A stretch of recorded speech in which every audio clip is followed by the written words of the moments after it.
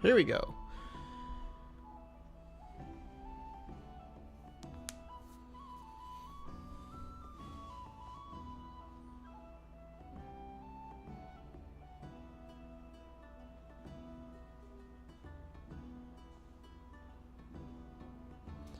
This is actually the first time I do a live stream without announcing it first, but I kind of had my hands full this morning. My scalp is burning with razor burns right now. I'm suffering. I just finished shaving, it was quite the mess. Anywho, I guess we'll just see who shows up.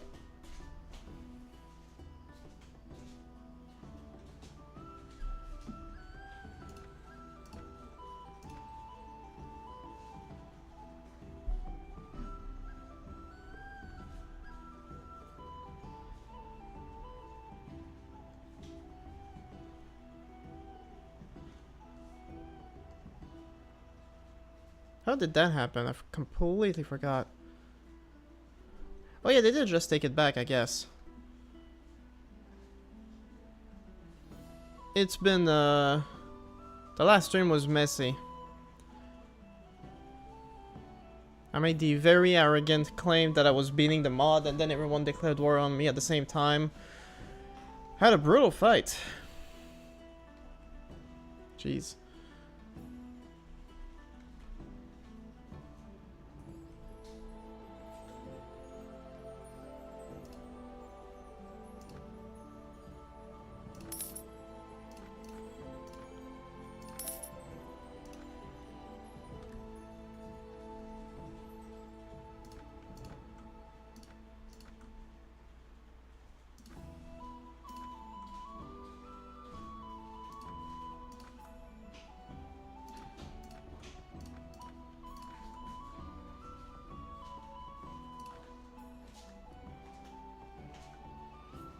Okay, let's do this.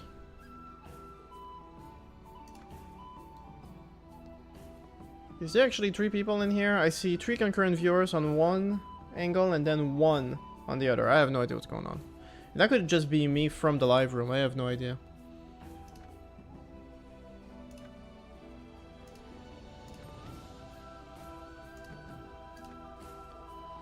Are you marshal of your own empire? That's kind of, Yeah, hi Car, by the way. How you doing? Yes, I am technically the marshal of my own empire, but like I said last time, I don't really do campaigns in this stream. Hold up.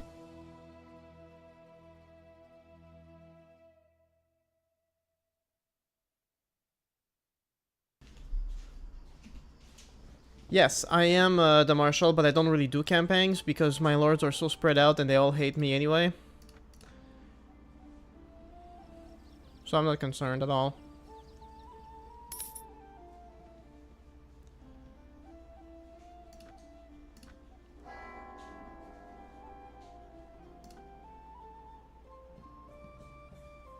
He's willing to get a truce if I give him another place, in addition to the one he's already captured? No. Not happening. Termana, that was the one right here. That was a good place. My first castle I ever conquered. I'm gonna have to get it back. And that's just gonna keep happening. I got so many villages. The enemy has made a secret passage attacking us swiftly before retreating back to the protection of their walls. They only got 3 people. How many did they lose? 64.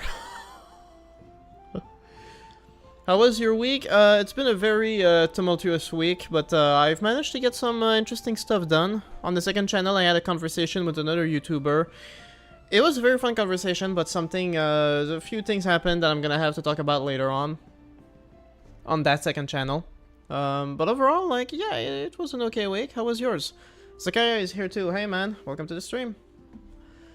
Okay, so yeah, that secret passage didn't really work. It's almost like we had them in the meat grinder as soon as they came out. Jesus.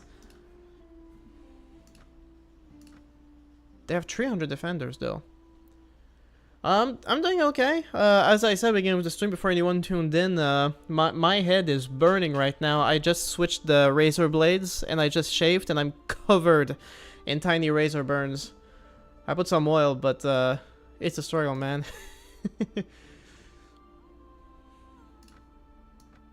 9 for us. Oh man, we are absolutely butchering them. Jesus.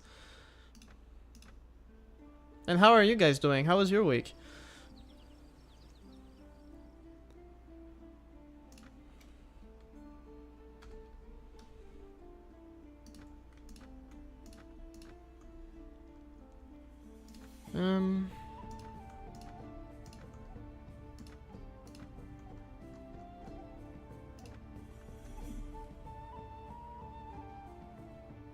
Use ice cubes for that? Ice cubes on my head while I'm playing?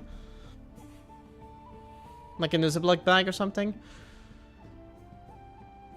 No, it's okay. Like, it's calming down, so I'm just letting it do its thing. But yeah, it was a brutal shave. I actually had like I'm the kind of guy who's gonna talk about this stuff, not knowing if it grosses people out, but you know what? I'm just gonna try. The thing is, you know I'm bald, right? So now I'm getting mosquito bites on my scalp sometimes when I go out, and I had 2 of them, and I forgot, and I just shaved them right off. So it started bleeding pretty badly. Yeah, for the burns, exactly, but like, yeah, it's pretty intense. Okay, well, let's just assault and see how that goes. I really hate this fog. Why do I always have to have this fog?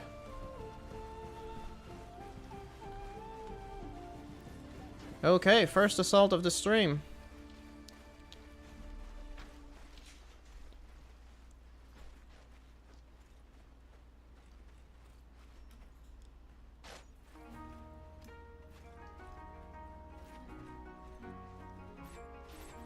I just wish they would sally out, but I guess they still have enough men that they wanna just stick around.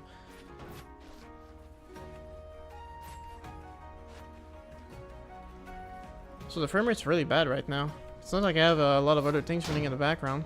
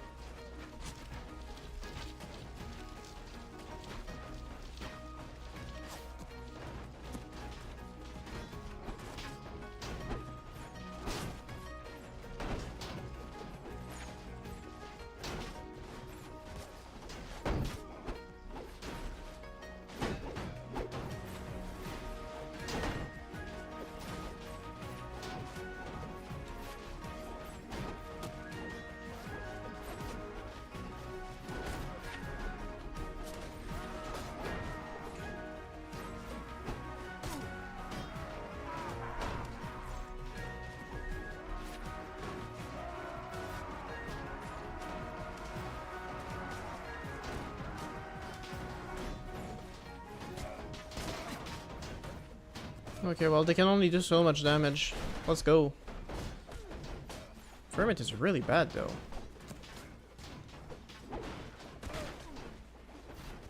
Oh, can I just break down the gate? Pretty sure I can. Or not.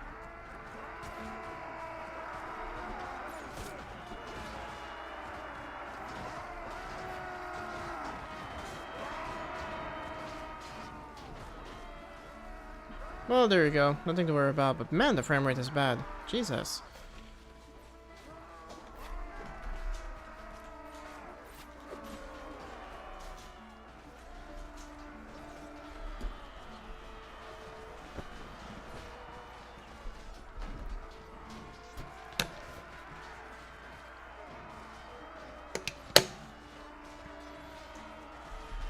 It's weird because like sometimes it's just like an internet connection and people just tune right back in, but like as soon as I shared my story about shaving off the mosquito bites, 0 viewers, completely tuned out.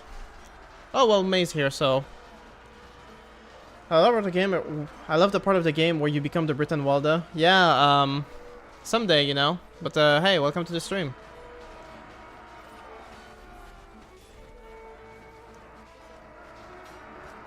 I May, question, did you have a chance to catch the live stream I did with Trill Black on the other channel? I'd like to have someone's thoughts from my audience on it, although I am releasing my own edited version of it.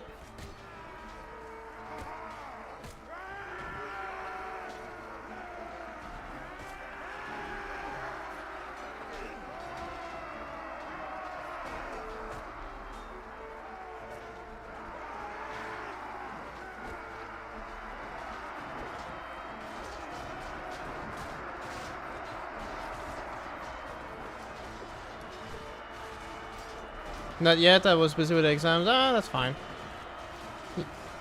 Yeah, sure, it's fine. Probably a lot better to look at, because his live stream was actually really laggy as hell. So I had to replace all the parts where I watched my video with my own original vid, so it looks better. What mod you will play after finishing Britain Walda, I suppose, is what you're trying to ask. I have no idea. Guess we'll just have to see. It's certainly way too soon to go back to... I was thinking maybe A World of Ice and Fire, the new version. That could be interesting. Of course, there's Outsider on the Hill, but I feel like it would be too complicated and weird. I don't know. It's also possible that I try live streaming something else. The last time I recorded gameplay footage for last time I tried recording gameplay footage for a mod was like Shakuho, and it actually, like, I did some tweakings on my computer and it worked really well. If I was able to live stream it also, that could be really cool. You should try a story mod. It'd be cool to see you play the Bones of Ragnvald or something. Yeah, actually, Bones of Ragnvald could be pretty interesting. You're right. Definitely a possibility. And it's one of the more fun story mods. Even if it's a little grindy at times. But the giant spider humanoids, just to freak everyone out. Okay, hold up, guys.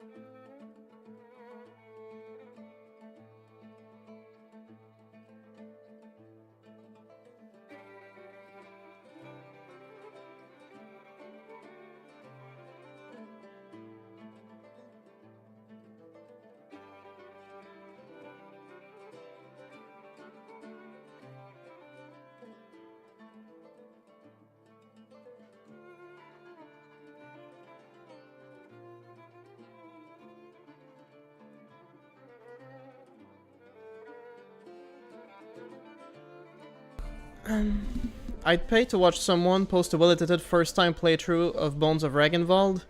I mean, if I can talk you into doing a super chat right now, even without that, I'd greatly appreciate it. But maybe in the future. I mean, I don't know.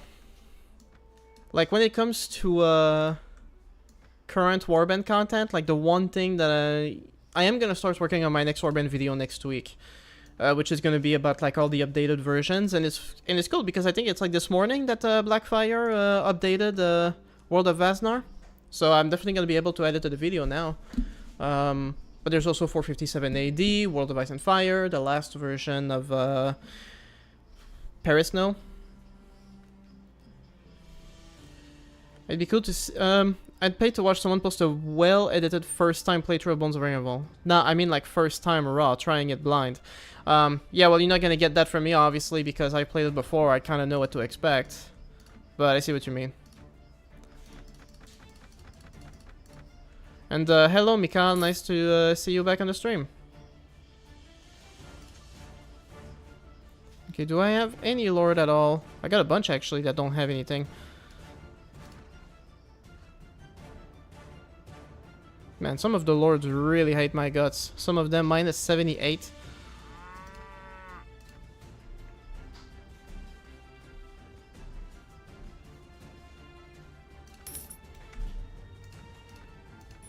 Yeah, I know. I'm just imagining some big YouTuber react to the spiders. Yeah. Toxic Valentine, sure you can pay me. Hey, you know what? If the guy called Warband, who literally just does Warband playthroughs on his channel's never done it before, maybe you can ask him. Did I tell you that I graduated? Congratulations! What did you graduate in?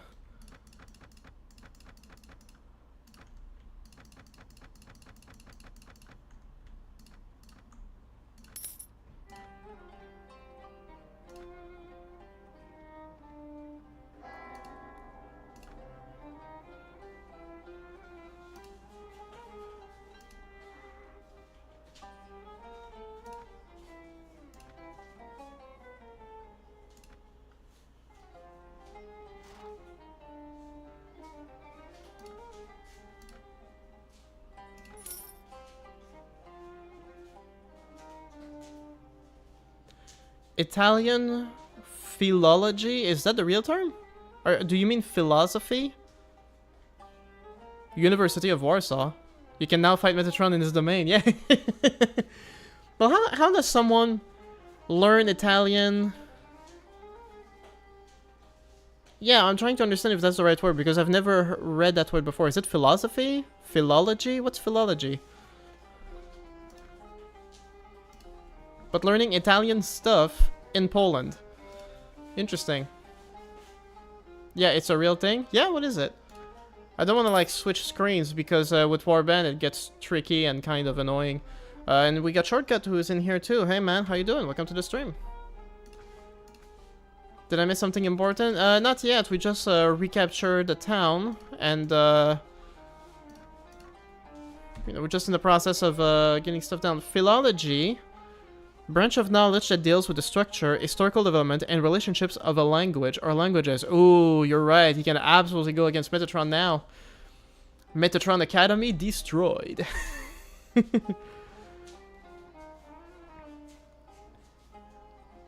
Italian language, yes, philology is a term for language studies. Okay, so you graduated in the studying of the Italian dialect at the University of Warsaw, basically.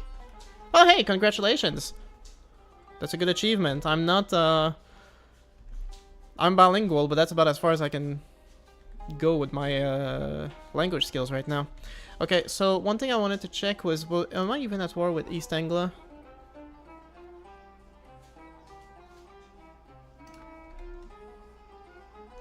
Yeah, we're not at war with East Anglia yet, but I really feel like we should just declare war, get it over with. How is East Anglia over there? Oh, they switched factions, that's what happened.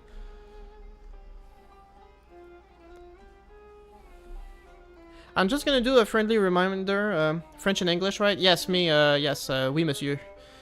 French and, French is my first language, English is my second. Okay, let me go to my capital. I'm not going to declare war on East Anglia, if only to weasel them out of this area so I can secure it. And I'm also at war with Momaine, so they're definitely going to do more attacks around here. And then there's Fort Rio, which just took this castle away from me. So it's going to be a busy stream. More Warband, more AMA, like I said. So feel free to ask me about anything. I like talking about anything. And, you know, we're just going to do more Warband stuff, and that's gonna be about it.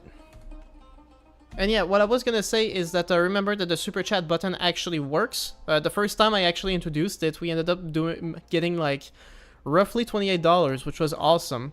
I don't really expect anybody to just go out of their way to give money, but it is greatly appreciated. Helps me pay the bills.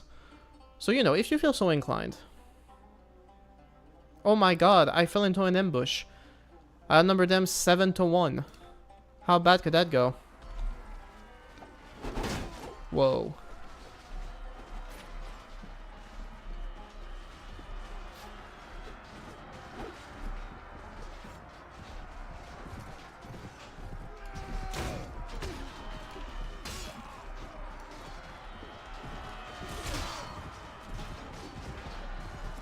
You're doomed? Yeah, really, I am. This mod is massive. Like in Pandora, I get 140 troops at max, and you have like 700. What the freak? Yeah, one of the things I really love about Warband, about Britain World specifically, is the massive party sizes that you can get. Absolutely. Doesn't Pandora have massive warbands too? Yeah, they do, but you don't necessarily get the party limit that goes with it. It's something I would say as well of Paris. No, like when I finished my playthrough, the last one, I had like what 400 party size limit. I'm almost twice as much with Britain Wonder right now, and I haven't even made it as far. I can confirm that the super chat button works. I tested it myself. Yes, you did, and I very much appreciate it. Thank you so much, man. Were you the first one? Because I know you were one of the 4 that gave me a donation. Were you the actual first? Well, you're the first 4, that's for sure. Do you think in your mind in English or French? Both. Though mostly in English, I'll be honest. For some reason, like, I think other bilingual people can relate to that, but when you speak a different language, there's kind of like a natural extra focus that goes into thinking into another language, so when you think in another language, it's like you're thinking harder, you know? It's weird, but it is what it is.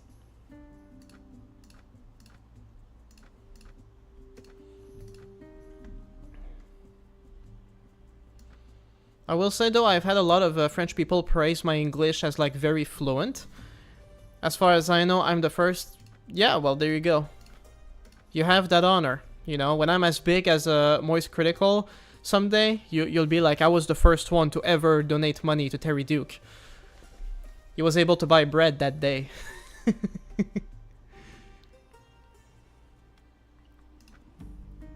I already think too much in English despite living in Georgia, a country where you almost never have to use it. Yeah, in Georgia, you don't speak Russian, right? You speak Georgian, I guess?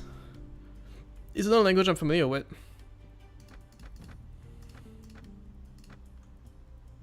I'm afraid I'll forget my native language if I ever move somewhere else. You don't have to worry about that, honestly. I have a cousin that's lived abroad for the better part of the past 20 years. First he moved to Norway, then he was in China, then he was in Indonesia, he's also been to Thailand, now he's back in Hong Kong. He has a Chinese wife as well. They only speak in English together. And he speaks English at work. And what you see sometimes is a mistranslation. Like, he still speaks French perfectly fine, but when he does speak French, sometimes a lot of terms in English and French are very similar, so he ends up saying like a butchered version of the English, but it's for like very few words. Like, for example, okay, I just got a message that another of my castles is attacked, but I'm not sure where. Let me get notes, recent messages. Where are we? Oh, this town. And it's mine, I better go. It's not even an Indo-European language. It is its own thing, like Basque. Yeah, exactly. The older people tend to use Russian sometimes, but it's rare, yeah. No, because I do remember reading about Stalin's Russian having a very thick Georgian accent. So I'm not really sure what that actually means. What that entails. But yeah, the point is, for example, like the term character, as in like a character, a fictional character. In French, the proper word is personnage. But my cousin instead would say caractère, you know, because caractère is the French word for character, as in someone's character, like how they behave themselves. So like instead of saying personnage, you would say, oh yeah, you know that caractère from this book or something, and it's like, no dude, it's personnage, you know, stupid stuff like that, you know.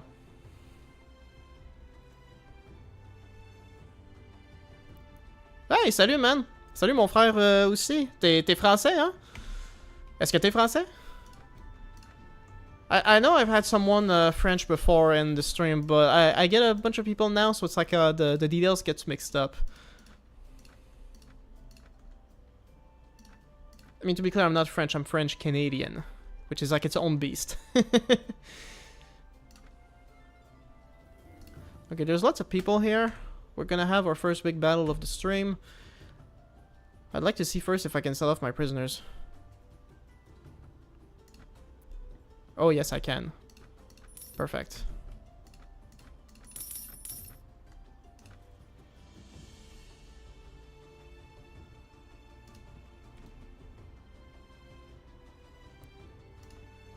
Okay, there you go. So 732 troops fit for battle against their 800. Big battle, let's go.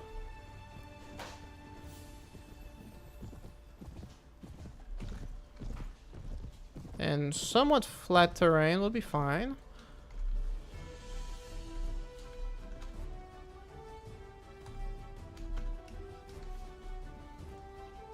The main issue in this mod when it comes to the big battles is what I've seen is that it's really just getting the reinforcements.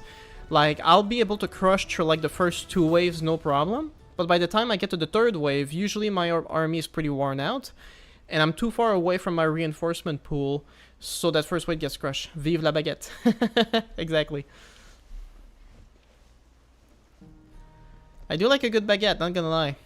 But, it's not as important culturally in Quebec as it is in France to eat pastries and baking stuff. I will say there is like I said, my girlfriend speaks English as her first language, as well as my stepson. And my stepson, he hates the French language, mostly because he's confused with it and he doesn't like speaking it. But the one word that he likes saying is croissant. Like, he really goes out of his way to really go hard on the syllables with that one. He's like, croissant.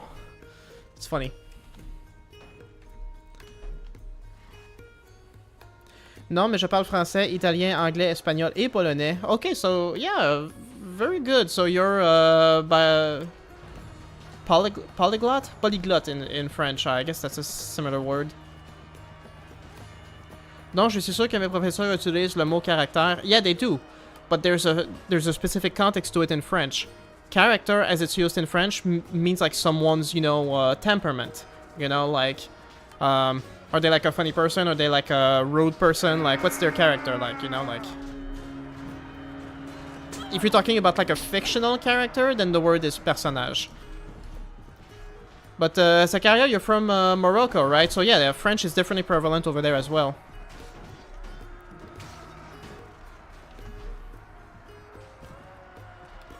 I talk to my grandma in Spanish pretty often. I have this habit of using English and French words and imagining their Spanish equivalent. I'm right 99% of the time, but 1% of the time I misuse a word.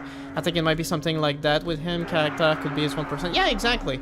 But like I said, like when you're talking about like this risk, this fear that you have of like losing your language, it's that 1% that he lost in the 20 years. You know? You really don't have to worry about that, is my point. I mean, even me, like, if it wasn't for my retail job, I would speak in English like 90% of the time. Because my family lives 2 hours away, I only see them once every 2 months maybe. And they're mostly the people that I keep contact with in French. So... here we go. Less talking, more rating, yeah.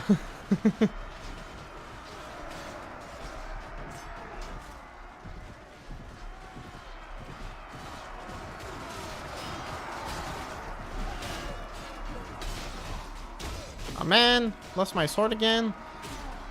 I really hate this. This is annoying. Anyone got a sword I can use? Oh, there we go. That's a good one. Rich short sword. Yeah, you're not kidding. It is very short. Damn.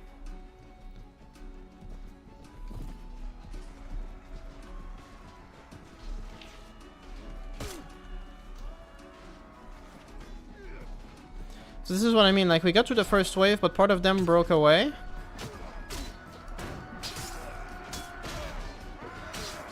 Maybe when you're done with Britomada, you should play Between Empires as France. It's too hard. I don't think I have a lot of fun playing Between Empires, because the way it's designed, like it just drastically slows down the pace of battles. It's not really just 1% of vocabulary they lost, it's more. We compensate by drawing from similar languages, translating on the fly, or approximating meaning. That fills in enough gaps. That it feels like just a 1% reduction, even though the underlying issue is much bigger. Well, yeah, you have a point, but I really wouldn't worry about it, personally. Because I've had that issue happen to me as well, actually. Like, sometimes I'll say a word, and my mom will correct me, because my mom is very good with her French, and she's like, Thierry, you're not using the right word right now. I'm like, ah, okay. I don't see it as like an identity crisis or anything like that. Not saying that's what you're saying, it's just, it sounds kind of dramatic the way you're saying, like, I'm afraid of like losing my language. You won't.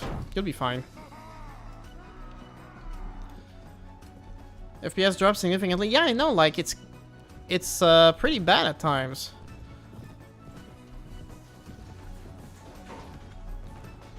I wouldn't either. If he's still fine after 20 years, it's probably not an issue. Exactly.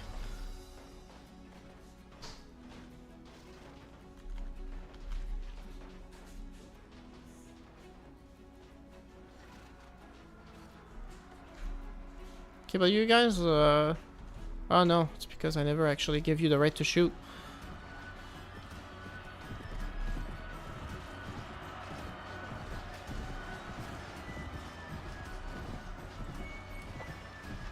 But kudos on Mikhail for like speaking 1, 2, 3, 4, 5 languages. Maybe time for a new PC? I don't... There's a lot of things that, that I just need to tweak. I think one of the problems right now that I may see with this is the way that I set up OBS a few weeks ago to, like, have, like, priority in the task manager and use maximum performance and stuff like that. It probably the issue right now is that OBS is drawing more power away from Warband, you know? This is something I had to do to fix some of my gameplay footage performance for Bannerlord. So it's possible that it's not working as well with Warband. But I mean, even in like the 20 range, I feel like it's fine. Six languages, I counted 5, but hey, 6, man. I'm gonna let you brag on that one. It's definitely past anything I can do. At the same time, though, it really does take like constant practice to maintain your language skills in all of them.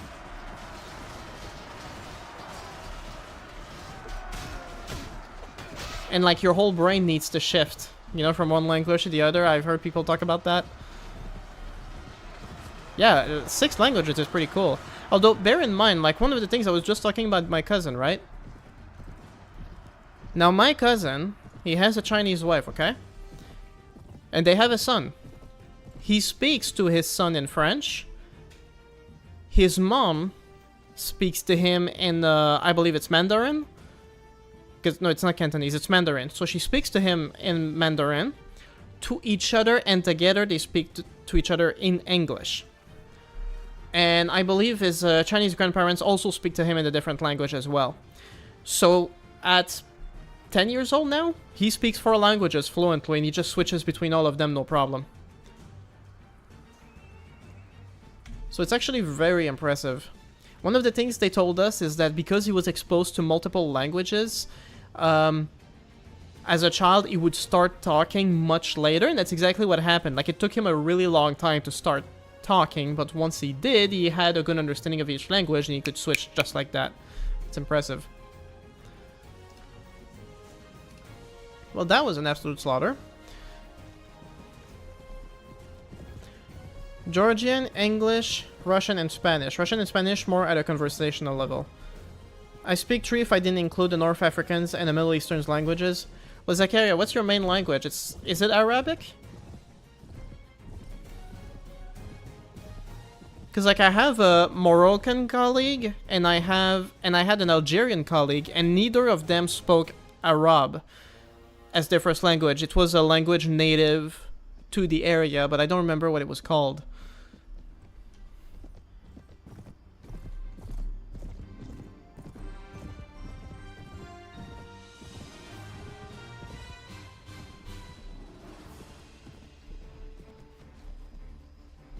In India, 4 languages is normal. Yeah, I can imagine too, yeah, absolutely. But they're just charging, they don't care.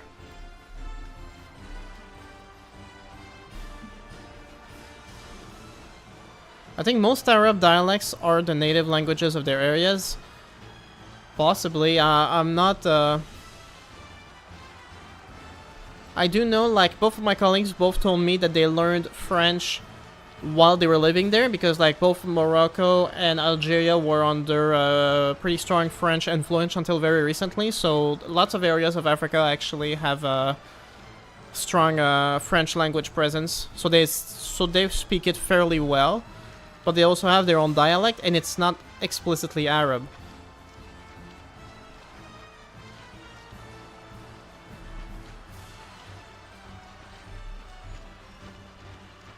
As much as they want to pretend that Arab is one single language, an Egyptian and a Moroccan will never understand each other, it's possible, yeah, I can see what you mean. It's like even in France, there's like very different accents from the south up to the north. Yes, it's Arabic. Yeah, your main language is Arabic, but in Morocco, our native language is... I'm not really sure how to say that word. Daya? Darja? Sorry.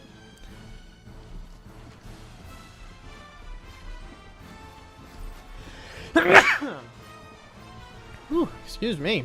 That was rough.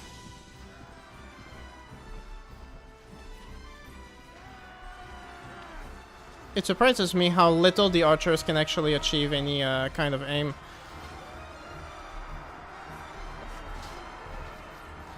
Yeah, but it's really not an issue of accents. The languages are fundamentally different and just have the same label. Yeah, I understand what you mean. It's kind of like how French Creole really doesn't sound that much like French. Like, I can't understand the thing they're saying.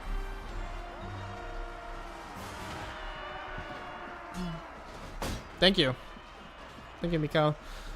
No, we understand Egyptians, but they don't understand us. Hey, listen. Quebecers understand French perfectly. The French don't understand us at all. We can relate.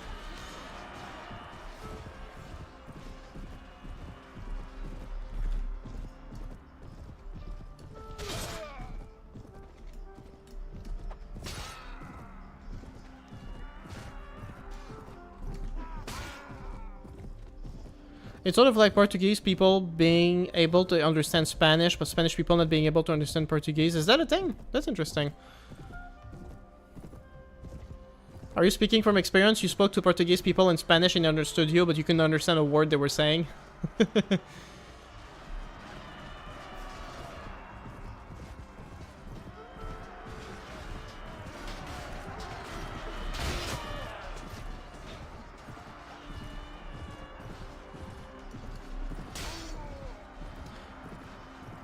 What a language talk we have here. Yeah, hey, man, it's very interesting, yeah. Today's chat is so wholesome. Yeah, tell me about it.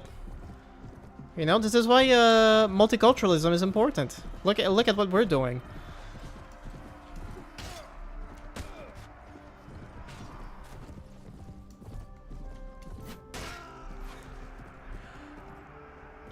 Wholesome conversation, wholesome, very one-sided battle. Everything is falling. Metatron Academy, take notes. Yeah, exactly.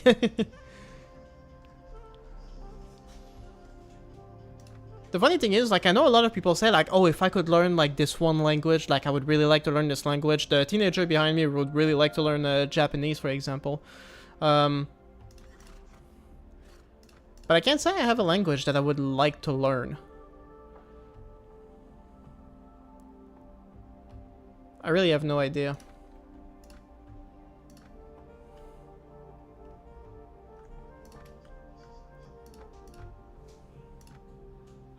There was a lot of good troops, yo. And there's better make sure to get the best because there's a ransom broker right in the town nearby. I guess that'll do. Oh man, so many trophies, Jesus. And I'm already full. Get rid of the bread. Most easy to be rid of. Anime? Yeah, Car, he's an absolute, what's the term? Dweeb? Well, I think dweeb is specifically for like reading the mangas. He doesn't read mangas, he just watches a lot of anime and he likes to learn Spanish. Japanese, excuse me. Getting my languages mixed up now.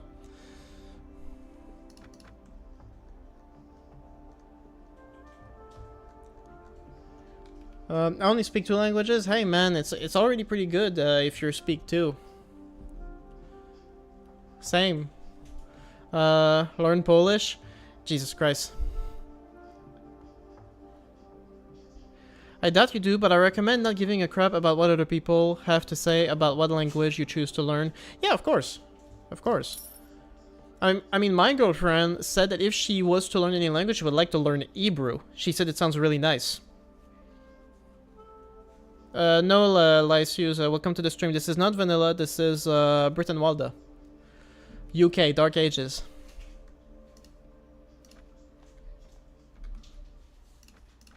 And $20,000.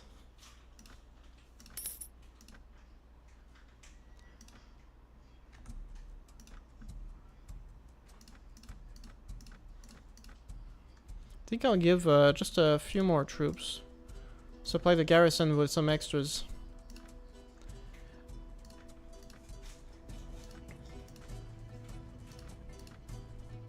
I will say, I know the different languages, like there's different terms for it because I just looked it up recently after I finished watching Squid Game 3 and Train to Busan. But from my perspective, and my girlfriend felt the same way, like listening to people speak Korean. The Korean language, because of the tonality, because of like the way they pronounce certain words and finish off their sentences, from our end, the Korean language sounds kind of whiny. Like it sounds like they're always complaining. It's so weird. Similarly, the Japanese language sounds very choppy and sharp, and it sounds like they're always angry. It's weird. I don't really agree with stigmatizing the culture of countries for the acts of certain governments. Jesus Christ. Oh, that's why you were going with this? I don't really agree with stigmatizing the culture of countries for the acts of certain governments. So you're saying that you'd be fine, for instance, with my girlfriend learning Hebrew regardless of the predominantly Hebrew-speaking country and what they're doing right now? I mean, that's fair. If many people still learn German after World War II and the Holocaust, then Russian or Hebrew shouldn't be given special regard. Yeah, I agree. Also, my girlfriend has been saying that for a really long time. Train to Busan is good. I have seen it. Yeah, I was curious about it. And I was really it was a very pleasant surprise to see that the lead character was played by the recruiter from Squid Game. And I was basically an a-hole in there too, although there's an attempt at redemption that was interesting. But as a zombie film, you're replying to Mekli. Who's Mekli? Oh, Mekli. How about Russian? Yeah, Russian. Russian is like, there's this one bit about the Russian language that I've seen online. It's basically like, you know, Russians are the scariest white people. And this comedian, he says, you know, that like if he ever finds himself in like a weird situation, awkward, he just starts doing a Russian accent and it makes him sound more intimidating. It's actually pretty funny. Yeah, Russians are scary. That's the bit on YouTube. I think that's called. It's really funny. I mean, it does sound like pretty intense. I keep leveling up just by selling war trophies, which is insane because I'm level what now? 37? That's crazy. And my intelligence is already at level 30. And I don't even have any charisma at all. Like,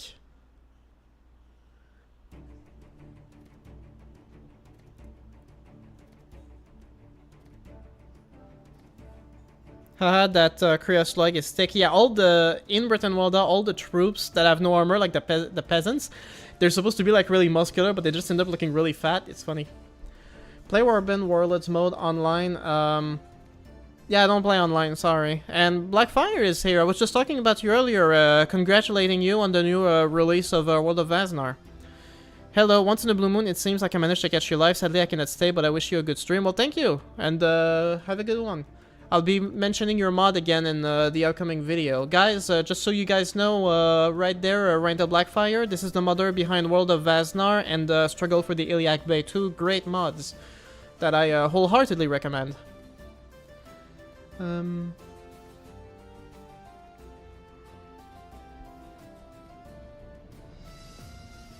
I still need more trainer skills for sure.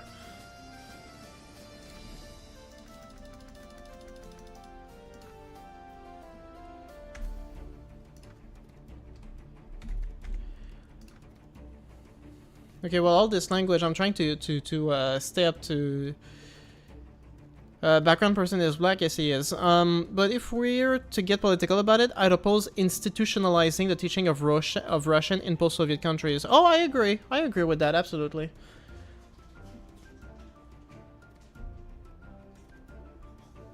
Yeah, like if post-Soviet countries are still being mandated to speak Russian, that's kind of weird. Stronghold Crusader had an update. Thank you, releasing the update was a little off my back. I'm glad to hear that. Stronghold Crusader, you mean the first one? I know Stronghold Crusader 2. Is it? No, not Stronghold Crusader 2. I'm getting mixed up. Stronghold Crusader 2 actually sucked. The first Stronghold Crusader had an update? Interesting. I should look into that. It's been a while since I played it. Really fun mod, though.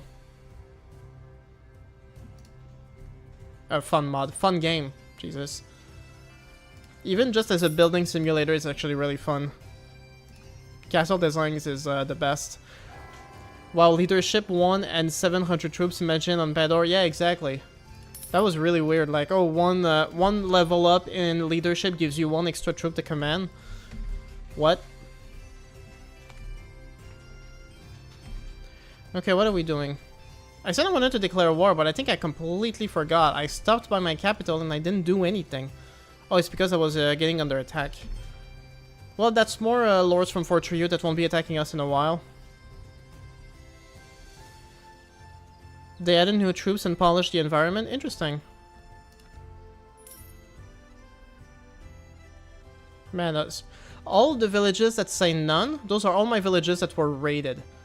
And that's why I'm not getting any income. And still, I made 13,000. Currently, in my treasury, I have 600,000. I don't know if you guys could see with the webcam. More lords trying to join me. It never ends.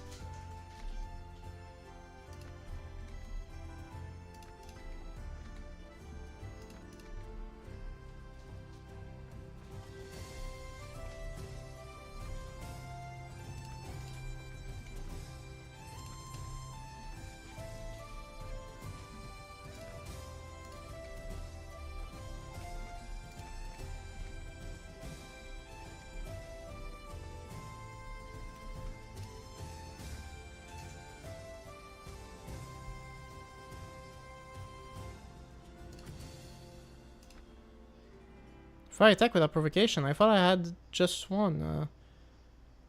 What's the name of the mod? This is Britain Loda. It's in the thumbnail.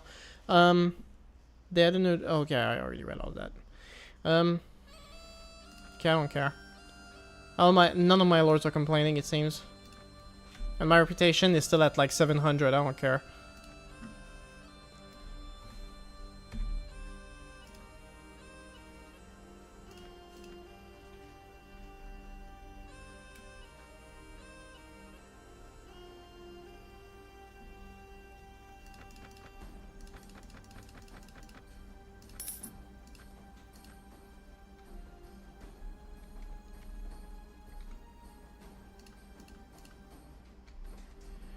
I think you should allow lords to join you, otherwise they will join enemy faction. Just don't give castle to other hateful lords.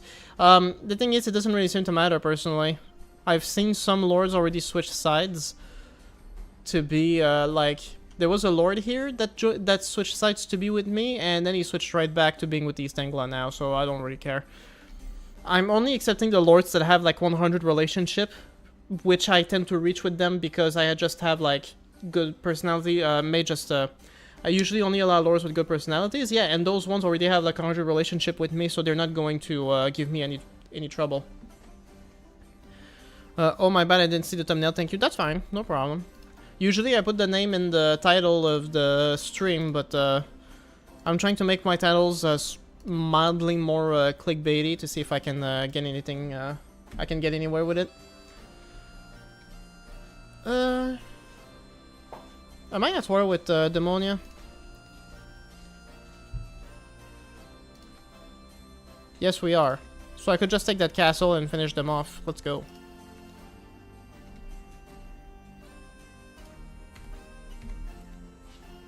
I always promote my companions to lords. I used to do that a very long time ago, but even then, like, the companions have personality traits of their own, so you really have to be careful who you pick. The one lord you could pick always reliably in native Warband was Firentis. Firentis was always like a good lord, and he liked you immediately no matter what, so that was easy. 110 defenders.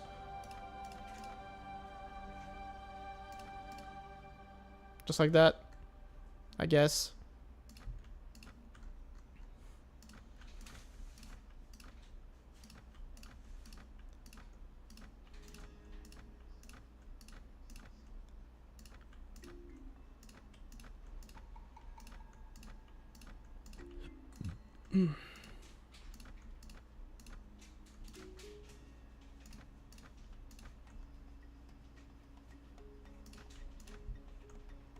It's not really worth it. You can get lords anywhere. Companions are more useful in your party. Yeah, because of their own skills that they can add. I agree. It's fun for the LARP though. Yeah.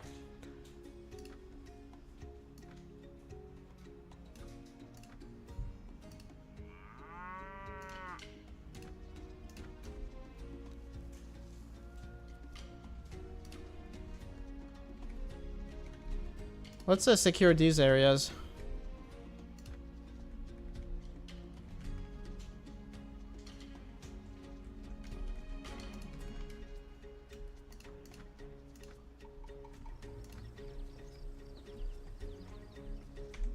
I mostly do it because it just kind of makes sense to promote the people that have helped me the entire time.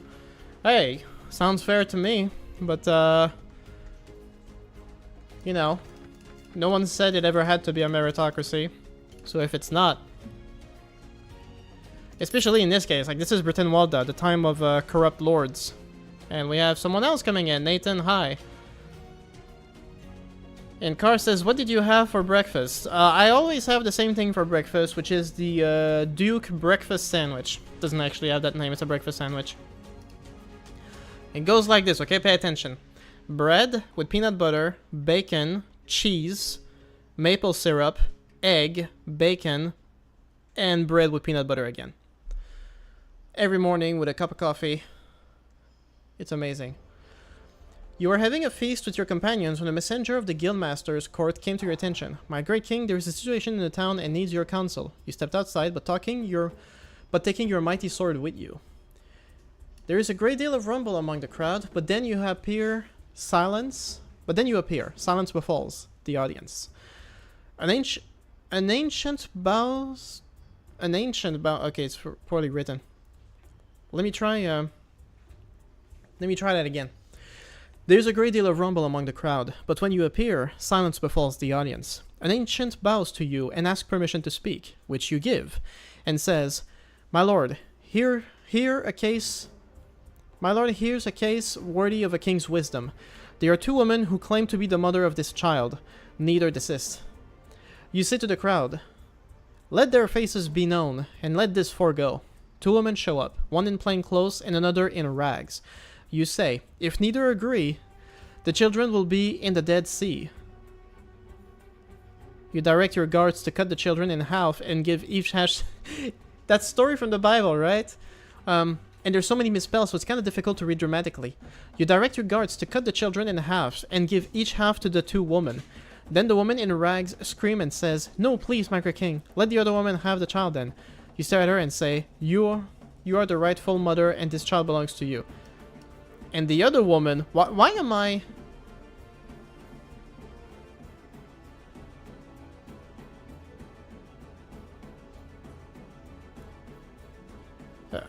Okay, people making fun of my breakfast. Hold up. I'm trying to finish this. And the other woman... Cut her down with your mighty sword to show that there's no mercy for liars. Imprison her for lying, for it is the greatest sin. Give her and the crowd a speech about honesty and honor and let her live. Yeah, of course. And it actually didn't do anything. That was all big for nothing. It was presented to King Solomon, exactly. Okay, so... What is... Okay, so... A meritocracy. The word is meritocracy. And meritocracy is a belief of how society should be run, you know, like... You know, people get what they deserve based on their merits, which is what you're describing when you say you're going to promote your companions. You know, your companions have worked with you for a really hard time. You are rewarding them. You are, through the merit of their own actions by helping you, you are rewarding them by making them lords. It's a meritocracy. Sense like that. But I say it's not a meritocracy in my campaign. You join me and that's as far as you go. Screw you. Haha, what a sandwich. It's an amazing sandwich, okay? I've been perfecting the art of this sandwich for a long time.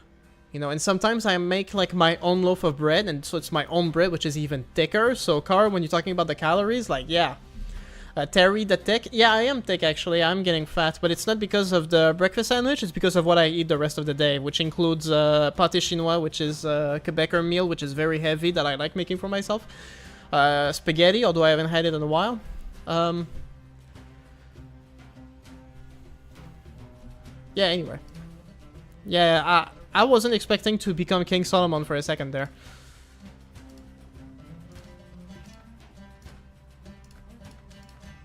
Dude, I have so many troops, I don't even have to lay siege. I just ask them to surrender and they do it. That's how it should be.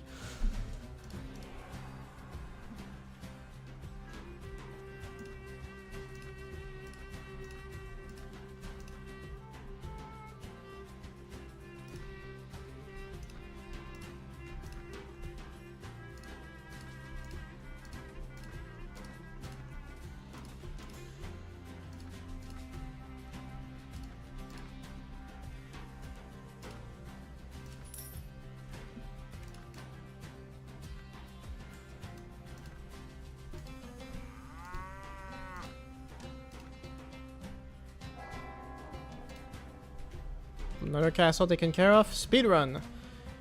Let's see what we can do here. Mod name, Britain Walda. Hi Ramiz, welcome to the stream.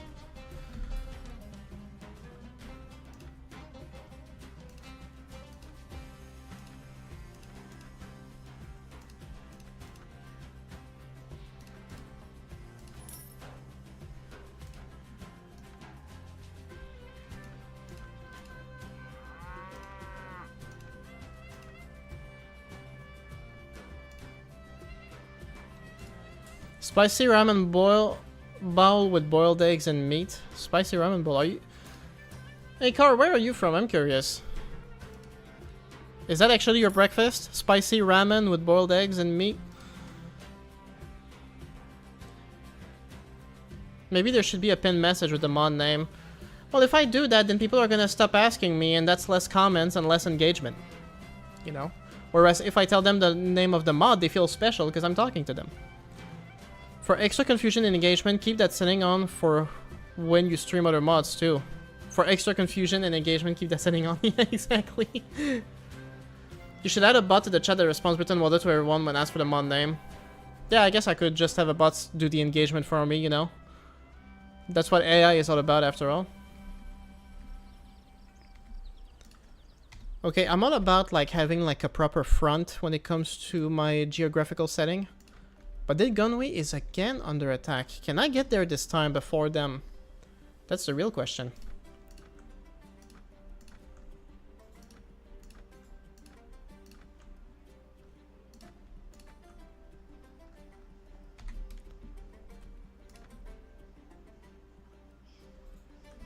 Oh, hi.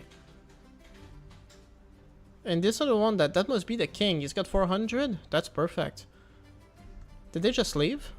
No, it's someone else attacking. But here's some of the main armies. I look forward to the bumpy terrain. And the fog, of course. I represent humanity. Lol, no for the dinner. Very comforting. Also, I love biryani. I don't know what that is. But I mean, talking about ramens and stuff, that sounds like a Korean or Japanese dish, so I'm just curious.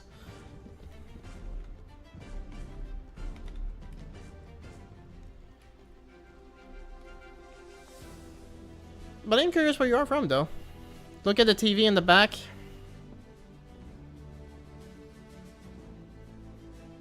Yeah, he's watching random videos. I don't know what that's about.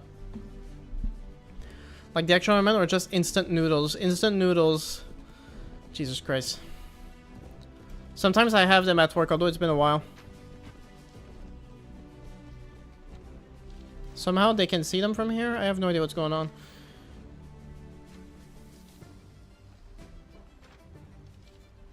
Oh, there they are.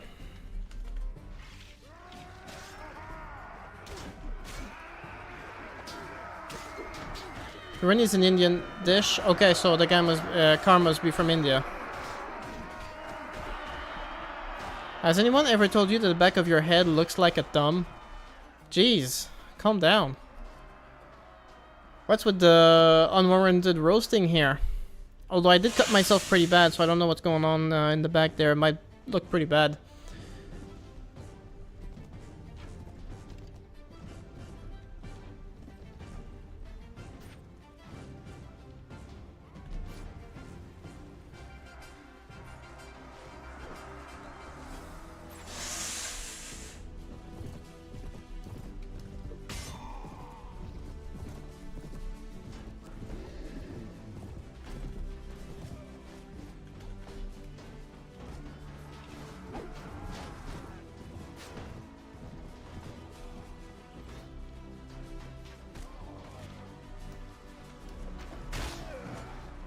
Sorry, I didn't mean to be rude. it sounded like it sounded like a slight roast. I'm just saying. I mean, I don't mind. It sounded pretty funny.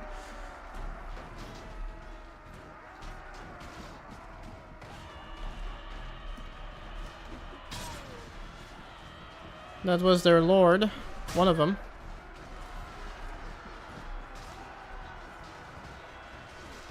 Yeah, remember when Jihoon ate the traditional Korean dish of biryani in season 3? Yeah, I'm not familiar enough with Korean food to say which is what.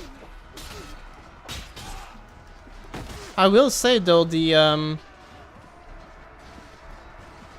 because I just said I was watching Train to Busan. Like, there's this one scene where like there's these two older women in the train right before it departs, and one of them just happens to have a boiled egg on her, and she's taking off the shell, and she's just giving like the boiled egg to her sister, like, here, eat this. Is that a thing? It just looks weird, man. Don't get me wrong, I love a boiled egg as much as the next person, but I tend to do a little more with it than just that, you know? I like having an egg sandwich. I put onion in there, it's nice and crunchy. Bit of seasoning. 2 slices of bread, there you go.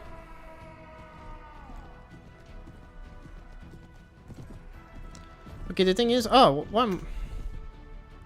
Okay, so the enemy is in this direction, and right now most of my infantry is distracted elsewhere, so that might just go pretty bad.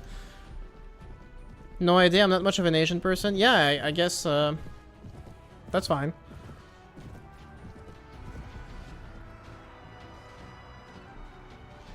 I have been to the US and I've seen Canada from Niagara Falls. There are so many Indian people. In Canada? I mean, it depends on where you go. The main urban centers are very diverse, of course, but the rest, the countryside, gets white pretty quickly. If you had to change where you were born from any country except Canada, South Sudan, and North Korea, where would you choose to be born? You asking me? I would probably pick a Nordic country just because of like how good their systems are over there. That seems kind of nice. I would probably go with Denmark. Plus, the weather is probably much more to my liking. I hate the heat. Maybe Sweden.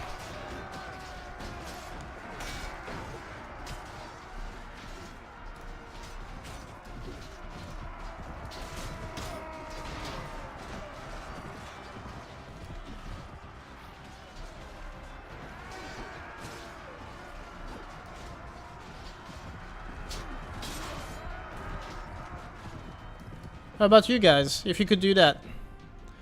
Denmark's solid? Yeah, I mean, it rates in the top 5 pretty much every metric, the good ones. So yeah, I would definitely go for something like that. Poland is better. Isn't Poland, like, kind of screwed at the moment? I really limited you by not allowing South Sudan and North Korea. Sorry about that. Yeah. I was like... Why is he bringing those up? I mean, yeah, I would totally want to be born in North Korea. I don't even want to be born in South Korea, to be honest. Like, that also seems like that place is going down the crapper right now. Everything is crazy expensive. The cultural pressure to be a doctor. Stuff like that. Luxembourg? Luxembourg is a town, not a country, is it? And where is Luxembourg?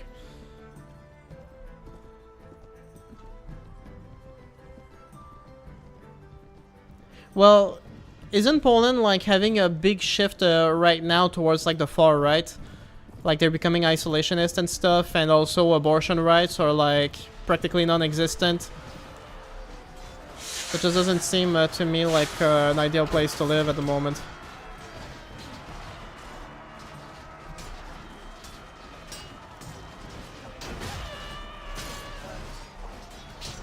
Good stuff. Okay.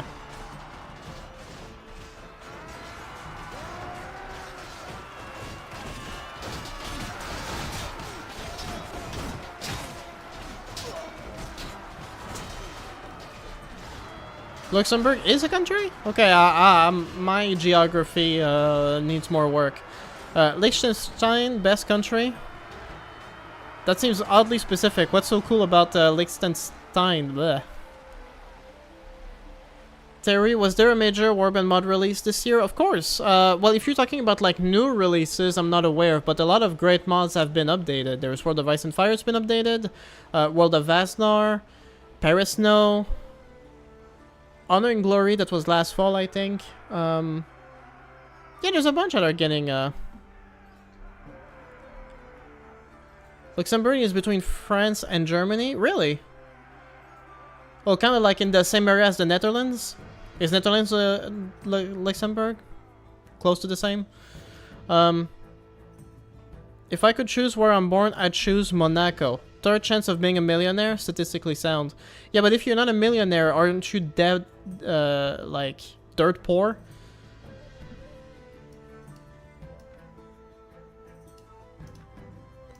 It's kind of like if you said, like, I'd pick Saudi Arabia to be a rich prince, but then you're far more likely to be a slave in, on the outskirts of Dubai.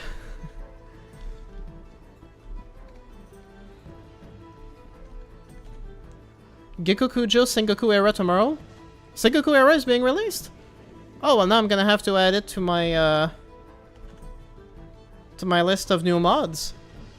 But I'm gonna have to play it first to see what it's like. Damn. It also has near 0 poverty rate? Oh, okay. I'm not that familiar with Monaco.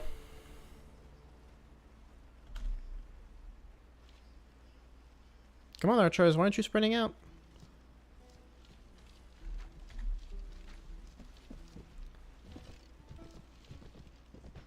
Will you make a video about Warband Mods 2025? Yes, actually, I've been meaning to do it for a while, but I'm gonna start work on it next week. I have no idea how long it's gonna take, but I would like... This is the thing, like, I will say, like, if you look at my channel, like, it's probably, like, the most underwhelming performance on my channel in the past 2 years. Like, I try and stay true to the niche and the demand, but, like, even in Warband stuff, people aren't really watching anymore. Like, my videos struggle to... In terms of views, most of my videos struggle to exceed my amount of subscribers, which is a huge problem. I have, like, steady revenue, but it's not that great either.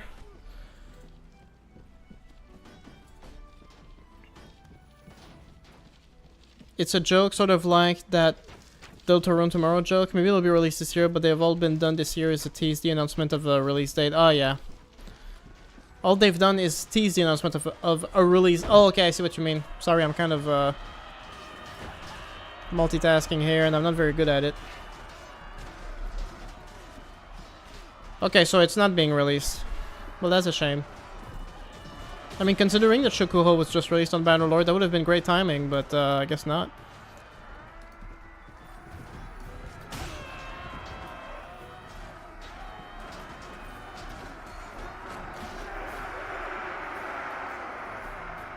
That was quick.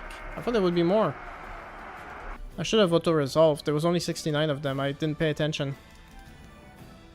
That's a cool helmet, though. Not gonna lie. Look at that. 774. Soon enough, I'll have like 800 in party limit.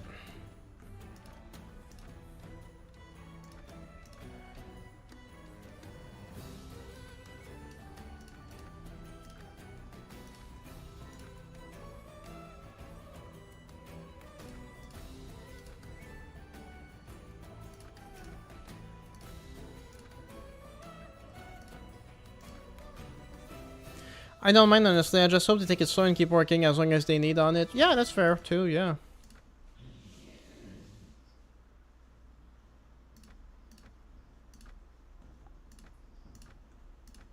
$37 heavies. Wow.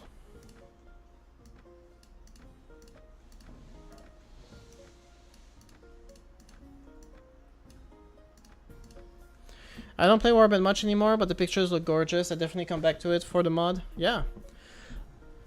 Car says I would like to be born in Switzerland. The country that famously doesn't take any sides on anything. But I mean, it does seem pretty nice.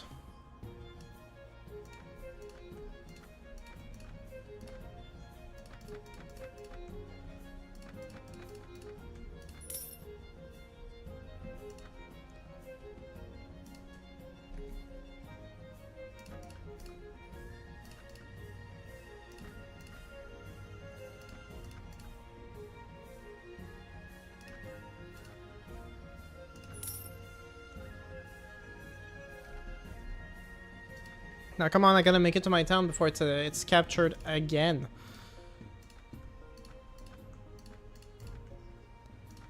But the good thing is, like, so long as they keep losing battles to me, Eventually I'll get all their leaders and they won't be able to attack anymore. Which is generally the plan for anything.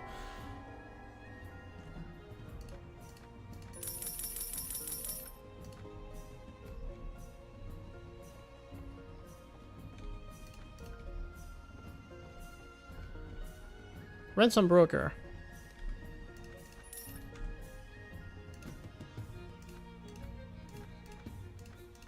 Hey, if there's a ransom broker, I might as well clear out the dungeons.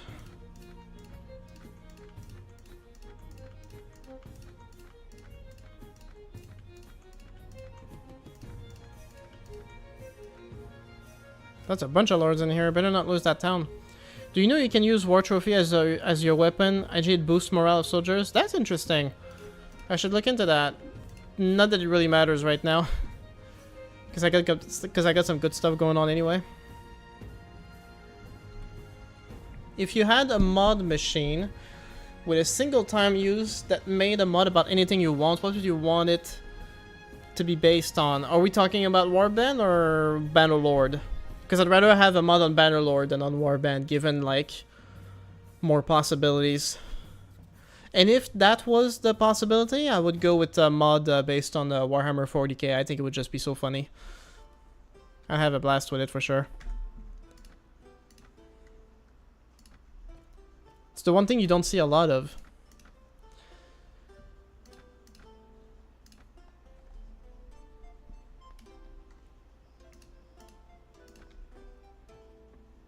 Either's fine? Okay, well then I'm going with Bannerlord, and I would go for a total conversion of Warhammer 40k. Hey, we got Warhammer Fantasy, we gotta have Warhammer 40k. There's no way around it. It's just how it works.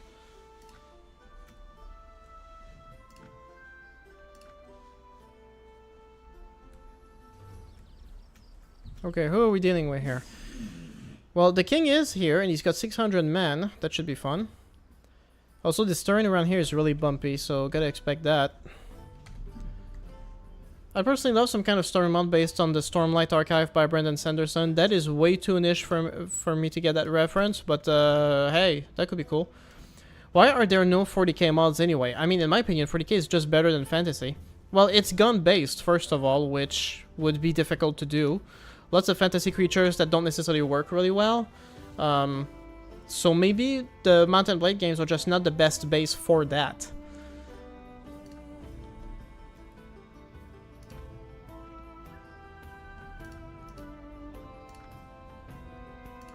Yeah, last time him and I fought, like, he defeated us in the siege. Not this time.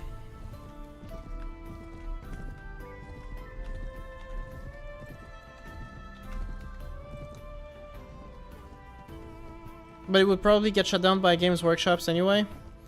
Yeah, I'm not familiar with Games Workshop and how they deal with that stuff, but at the same time, Games Workshop owns Warhammer Fantasy 2, right? They haven't shut down Warsaw Conquest or the Old Realms. Doesn't seem like they mind much. I think it's just a lot of work, you know, like especially that scenery, those big cathedrals and everything. Can't be easy.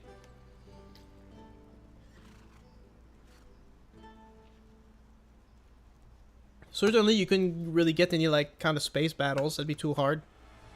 Too limited. He's a nice fantasy author? Oh, I see.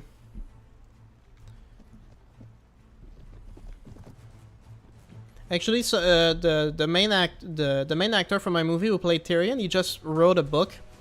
It's in French, unfortunately, but it is a fantasy universe based on all the characters are basically felines, but human-like.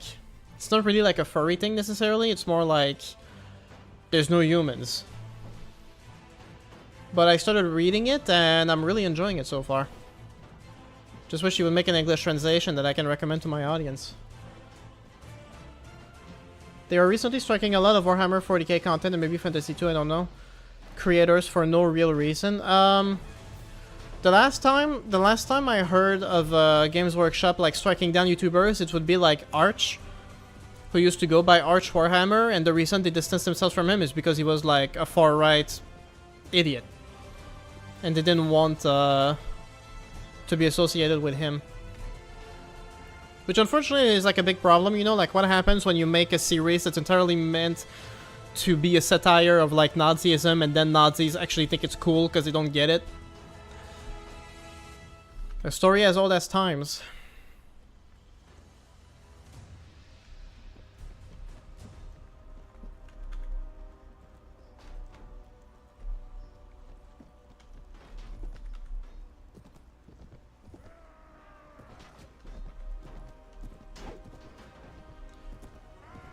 You were going to promote your movie in Comic-Con? I was supposed to, but then a bunch of things completely beyond my control ended up happening.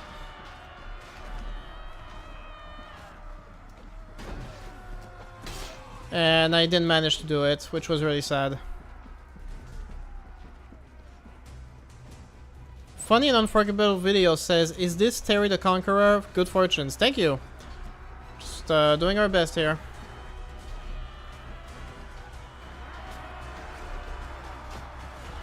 Yeah, I was going to promote my movie at Comic-Con, and basically what happened was, first of all, like, the goal was to have, like, the two main actors in their full armor, so Oberyn Martell and the Mountain in armor at Comic-Con to take pictures, right? And the first issue was that the actor that played Oberyn went back to Spain, like, last year, so he's in Spain right now, so there was no way he was going to do it. Initially, I wanted to have another actor from the movie play, put on the armor for Comic-Con. I was gonna have Tahir, which was the actor that played the Squire, Damon Sand, who's also a character from the books, but he couldn't, he was busy that day, he had something else.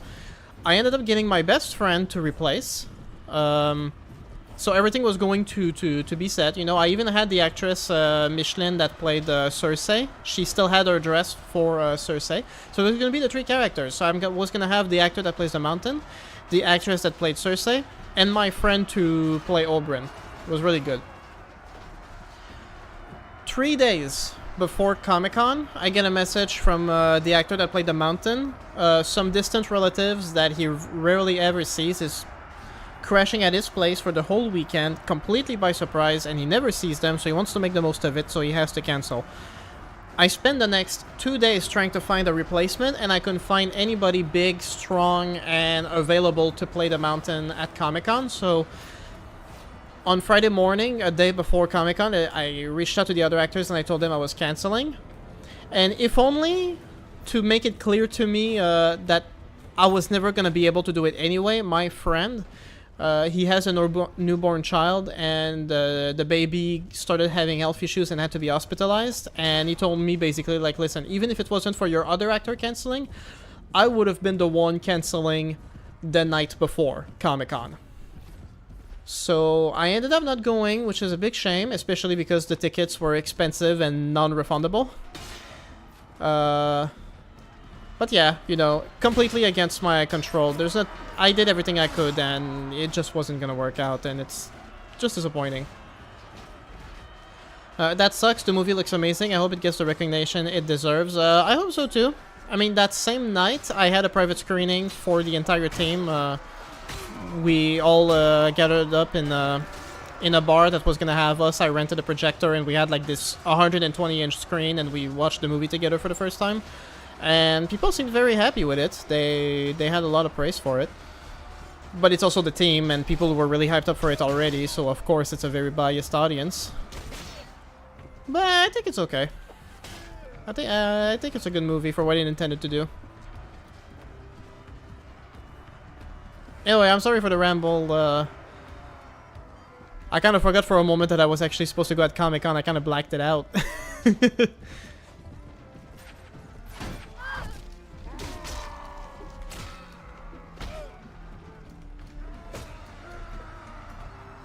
Okay, you know what?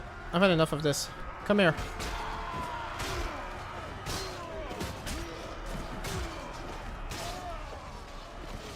Let's go on a bit of a rampage here, shall we?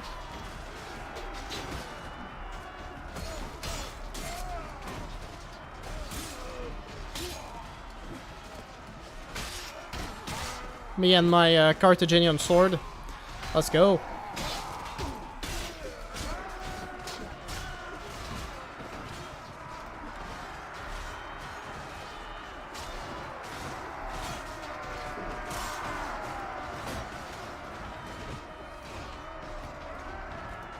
Oh, nice shot. Come on, I'm gonna get him. Damn it. He still survived. I really like the casting for some reason, especially the guy playing Oberyn. Bruno, right? Yeah, his name is Bruno. And he was really good for the role. The thing is, this is something I explained to the team when I was doing the private screening.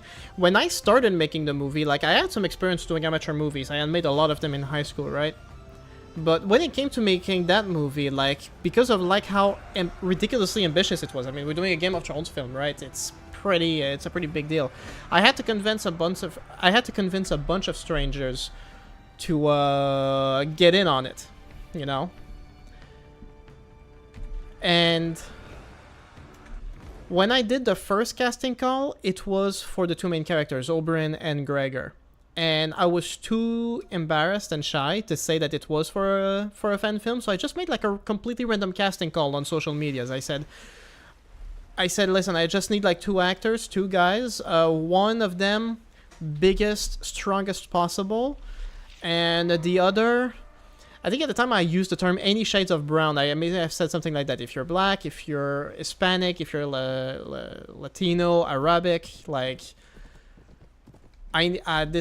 you're perfect for the casting, you know. And I did get a couple of responses, but nobody who auditioned for the film in that moment knew what they were auditioning for until I met them in person when I told them what the movie was about. And Bruno was one of 3 actors that auditioned, and the way he played the character is almost identical to how he auditioned him, and that's because like the way he approached the role, I just loved it so much. He was so...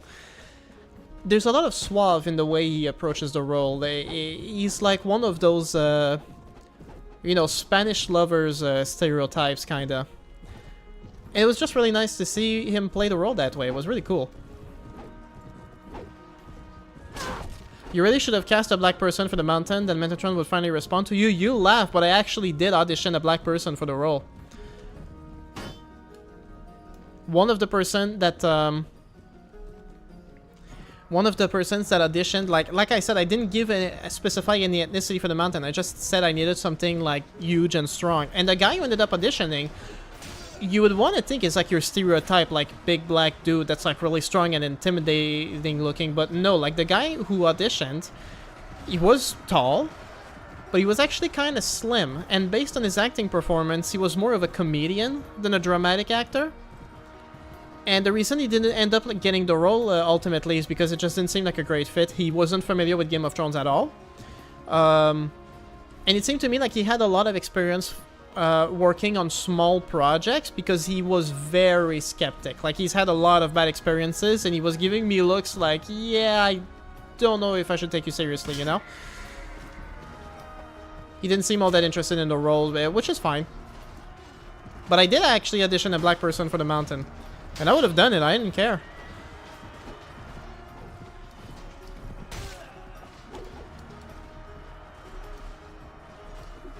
But yeah, you'll see for yourself when you see the movie when it's out publicly, but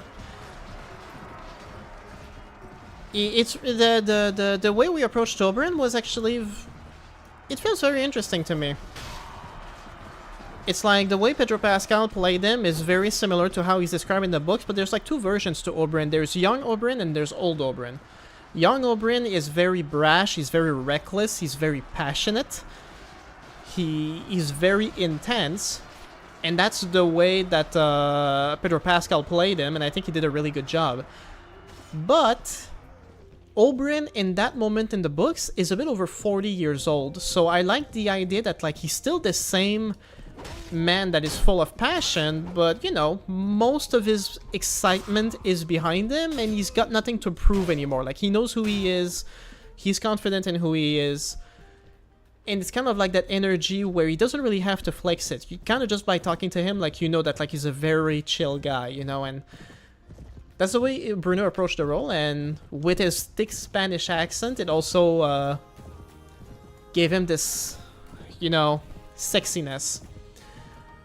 The woke left is blackwashing the Game of Thrones book. Ah, yeah, sure, man. I will. I don't care. How long is it? How long is the movie? The movie is, in total, just shy of 24 minutes. This includes the credits and everything.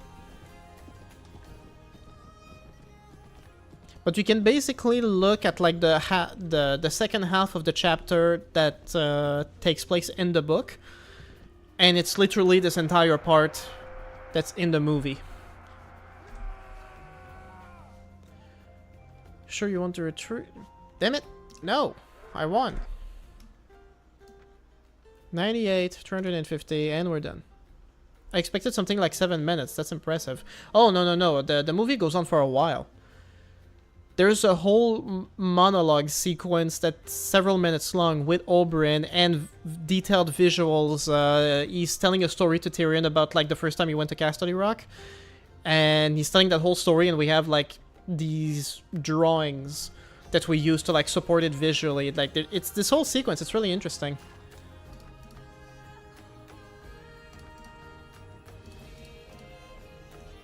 Dude, I'm so close to 800. That's crazy. Yeah, basically the movie features an entire monologue from Oberyn that's been completely cut out from the show, so it's like... If this one did really well and got like 1 million views, what other scene would you adapt from the Game of Thrones series? The same series? That's not really something I've thought about, to be honest. The thing to understand, first of all, is that even if it got 1 million views, I'm not making a penny from that because I don't have the rights to the story. The best case scenario is I get a job at HBO. That I would really love. But I have no reason to expect that they would. I'm still not a professional, per se. Although I'd still hope. And the reason I adapted this scene specifically was also because when I was thinking of doing a movie based on Game of Thrones, I was also like really looking at the logistics of trying to make such a film, you know? It's like, okay, how many actors do you need? Like, what kind of setting do you need? Like, what are the requirements to make that scene? And doing the trial by combat like that was...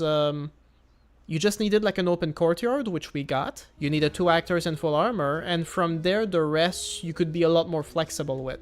So that's why I picked that scene specifically, and also because it plays out differently enough from the show that it's like retelling the same story again, but in a refreshed way where people are still going to be interesting. It's going to be interesting for people to see like how different, you know, they play out. So there's definitely that element that is more interesting, I think.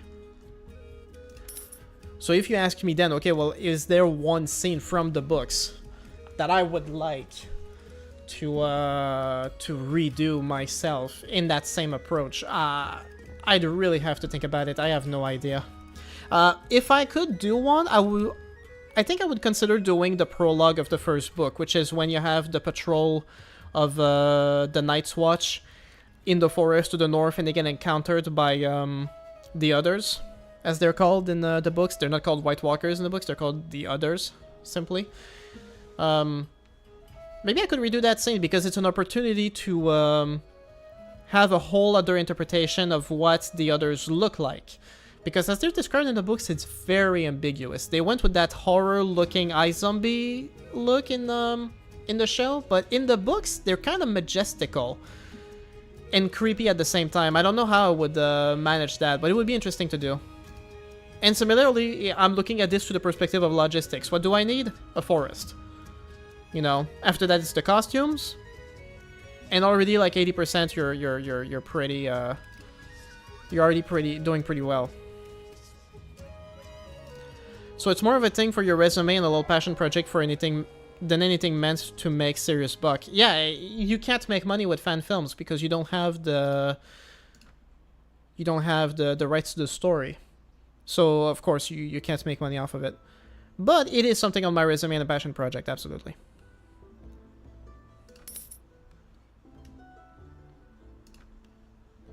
Hey, he's still here.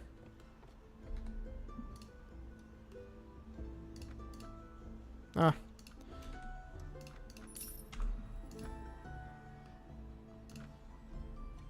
Oh, you have full food.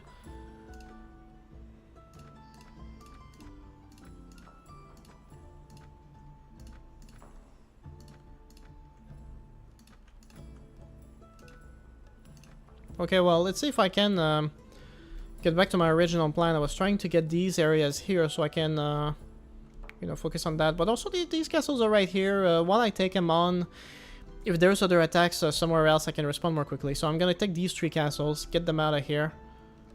And the rest here is Fort Rio, I believe? Yeah. Is this Fort Rio here or East Anglia? It's all East Anglia, okay. Might as well get more troops.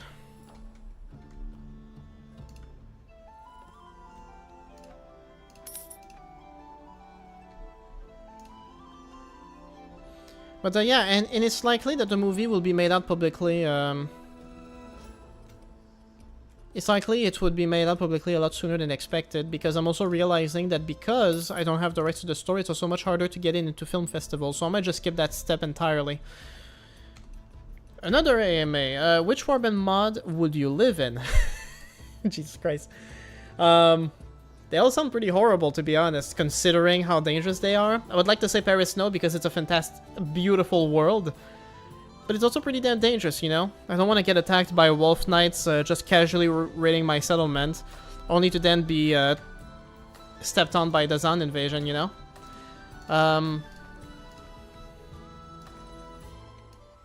I have no idea.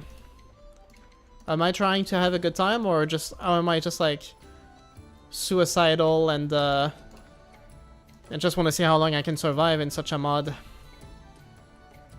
Maybe I would go with the Reckoning 3rd stage. It seems interesting to be in that post-apocalyptic world with the cannibals and the zombies and everything. I would try and have a good time before things get really bad.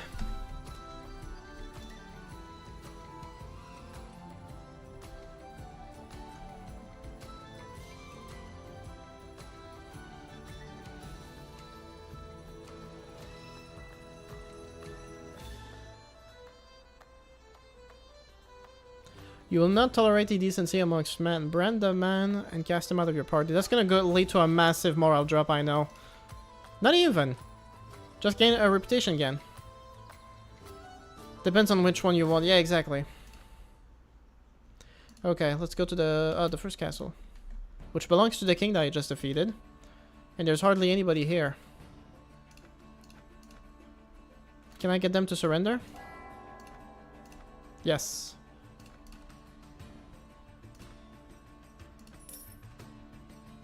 You can assume that you're actually capable of venturing and replicating Warband runs if you're brave enough, but would die permanently if killed. Oh, that's interesting. If that's the case... Well, I did survive fairly well in Paris Snow, but I did also get beat multiple times, which means I wouldn't last very long. Britain Welda, I would be screwed. Totally. Is there a mod that, like... Jesus. Oh, that's a tough one.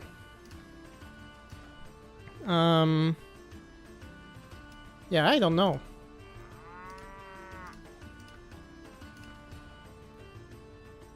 I gotta think hard about that one. Oh, I know. Gegokujo. I think Gegokujo I could do fine, and it's... I'm familiar enough with the setting, you know, feudal Japan. It's cool. I think I could try that. Yeah, you'd be individually stronger than you are in Warband to offset the issue of death. I guess, but like... You can only go so far with the hypothetical. I think, Or you know what? Nova Aedas. Maybe Nova Aedas would be fun.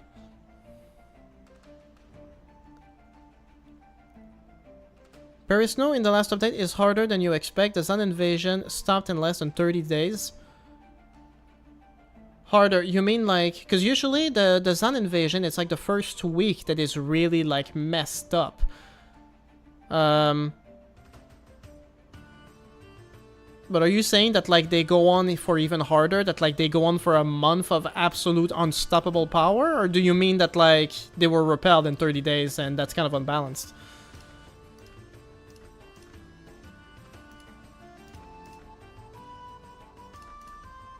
This is so easy. I'm down with that. If all the speedruns go like this, like... Okay, do I have... anyone without a faith? Nope. Then I keep it to myself. Oh, shoot. I didn't expect to do that. Crap.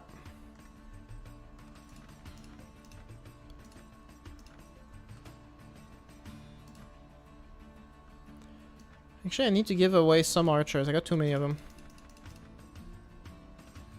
Yeah, there you go. That's a good garrison. Return Empires would be good because it's just Europe. Yeah, I guess so. You know, although at the same time, it's one of those gun mods where it's like one shot, you're dead. So that might not be as good.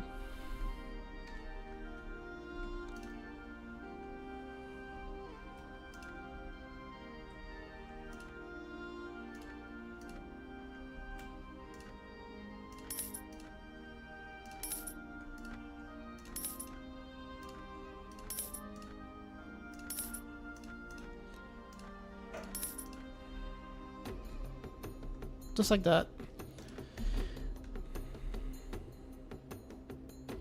Already under siege? Who is this? No, they are repellent. They are repelled in less than 30 days. Okay, well then that needs to be fixed. They should be like completely unstoppable. It should be the opposite.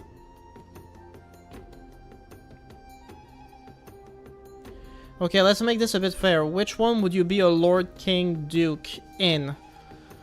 Which mod would I like to be a ruler in? Okay, that's interesting. Then it's time to become a logistics officer or something like that. Yeah, maybe.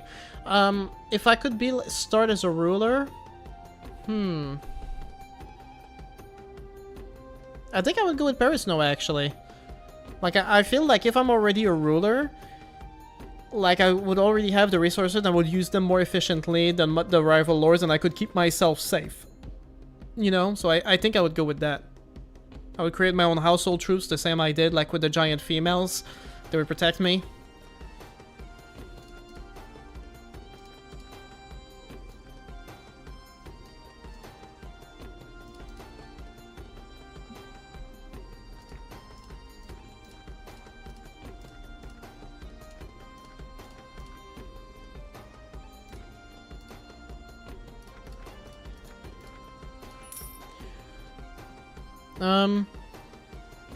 Then it's time to become okay, having knowledge of the mod and modern day technology might be advantageous as a ruler in a world like Paris. No, I think it would be, yeah, that's my point. You know what to expect from the enemies, you know their troops, you know their strengths and weaknesses. So you'd probably be a lot better at handling, you know, all these issues.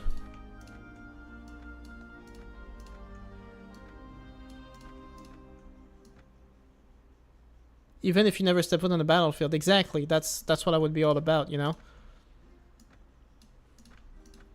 I would also like heavily propagandize my my message, you know, try and get as many people on my side as possible. Yeah, there's definitely options.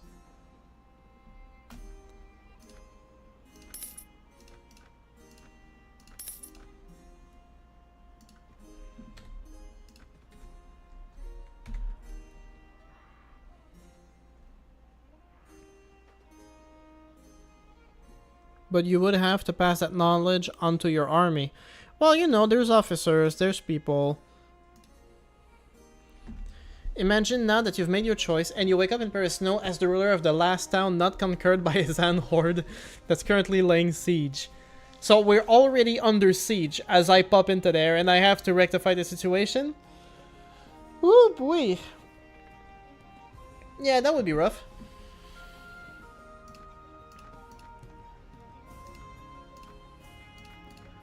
I think in that case I would just negotiate with the Zan and try to become like a tribute.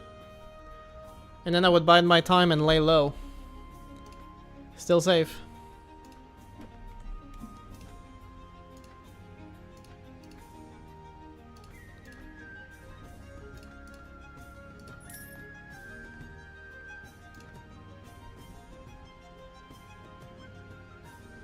Just kidding, that's not salvageable. May is having her fantasy going. Yeah, big time.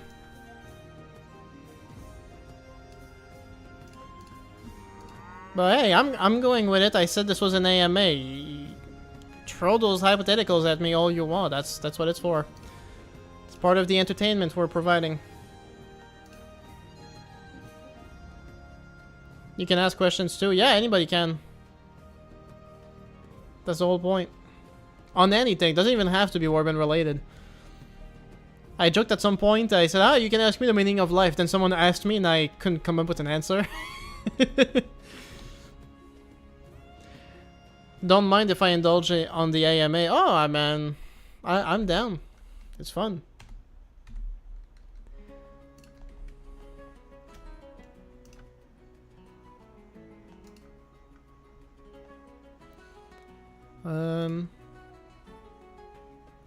Yeah, anything. Try me. Now I'm scared though, but let's keep it up. Terry, what's your social security number, credit card number, and the numbers on the back? Okay. Damn. I said you could ask me anything, not that I would answer anything.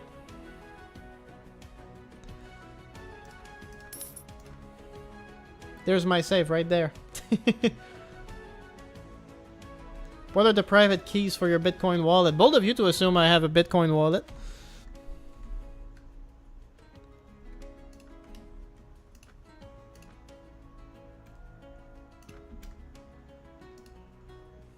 How kind of them to attack a place that's very close to.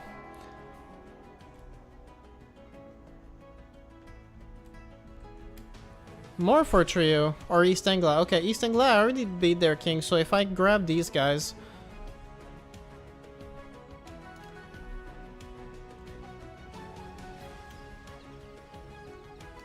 Okay, well that'll be quick.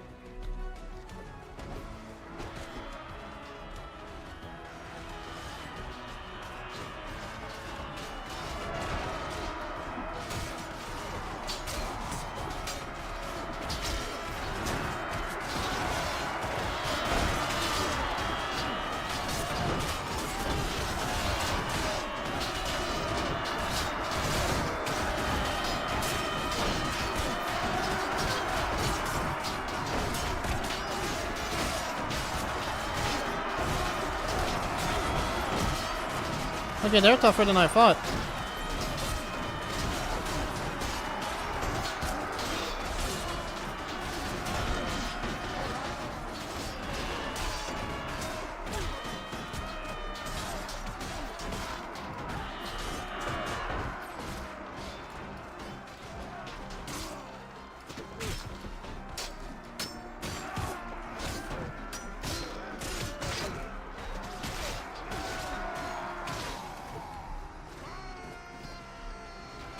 There is an anime named Gate that shows the difference between medieval, I don't know how to write the word, and modern technology in war. Is that the one where a portal appears and the Japanese army walks in to massacre a fantasy race? Yes, exactly. This is what the Japanese resort to when they don't have the Wild West to make movies about. How are the burns? They're fine. I'm feeling a bit of a sting on the side here. I think it's because of the headphone. But thanks for asking. The other ones invaded Japan first, the October 7th of anime. Yeah, basically. I kept seeing actually like this game being advertised, and all I remember is your character was on a bike and you had all these guns, you know, machine guns and everything, and you're just like running in circles against the medieval army. You're just shooting at the knights trying to charge at you, and the whole point was that you're a guy with guns fighting medieval armies, and that just seems so stupid. Like. Okay, the idea is funny for like the first 5 seconds, but then it's kind of boring, no? Also, I think a medieval army would absolutely flip out just as the loud noise of a machine gun, you know? They would have no idea what it is, they'd freak out.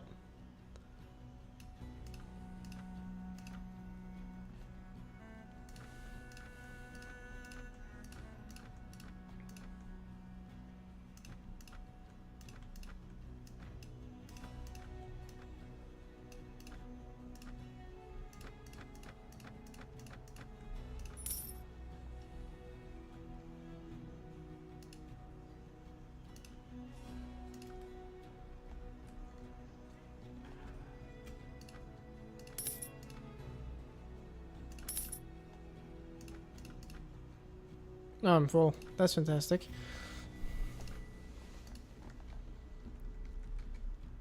Okay, so that was that for them. Let's keep going. East Anglia is the primary target right now. Actually, you know what? Let me take care of these guys.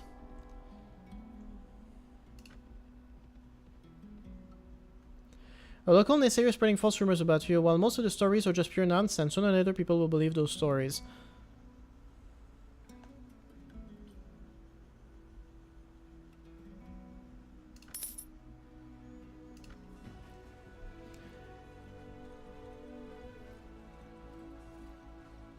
I mean, he won't survive with guns. How can he make bullets to keep guns going? I have not seen the anime. Well, I'm not talking about the anime specifically. I'm talking about like a game that I saw being advertised on my Facebook feed. And you're right, at some point you're gonna run out of bullets for sure.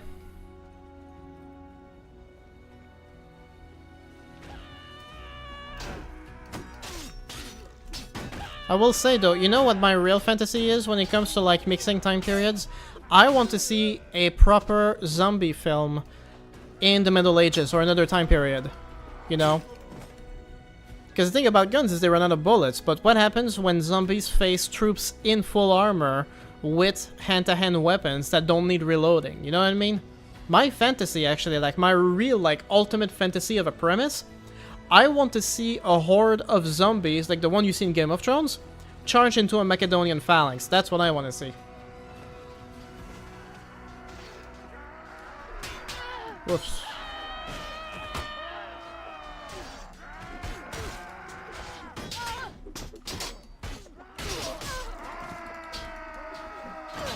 Oh, I guess I'm done.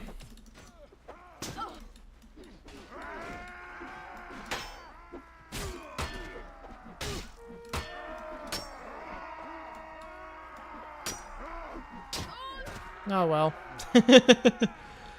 No wonder you like the Game of Thrones. I mean, Game of Thrones, that episode with the zombies was really disappointing. They ruined it for you, I bet. Of course they did. They ruined it for a lot of people. But, I mean, you say that, but at the same time, I don't think it's public anymore, but on my channel, there was a brief period where I was doing a bunch of different videos to try and see what would stick. And I made a parody of the Insider channel, you know, with their series, How Real Is It? And the video, and it was such a niche joke, but I'm sure people who could get the joke would appreciate it. But the joke was that I was a Game of Thrones writer reviewing the historical validity or the realism of the zombies attacking the castle in Army of Darkness, which is this older movie from the 90s, and see how real it is.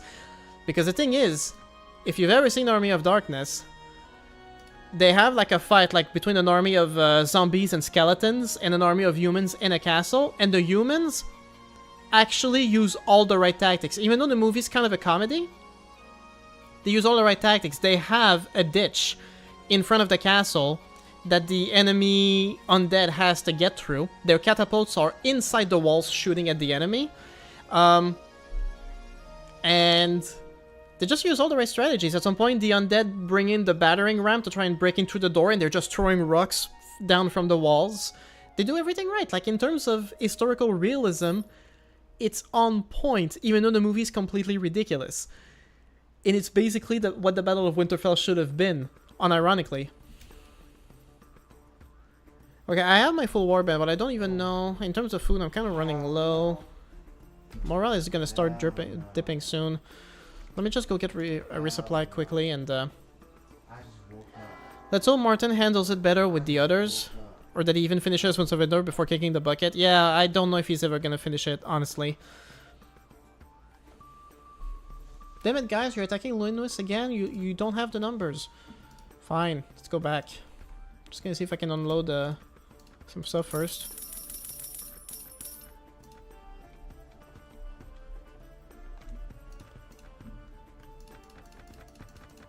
But the thing is, like, I am positive. Like, one of the problems, like, you gotta understand, one of the main problems that Game of Thrones Season 8 had is that they wanted to actually, like, cut it short.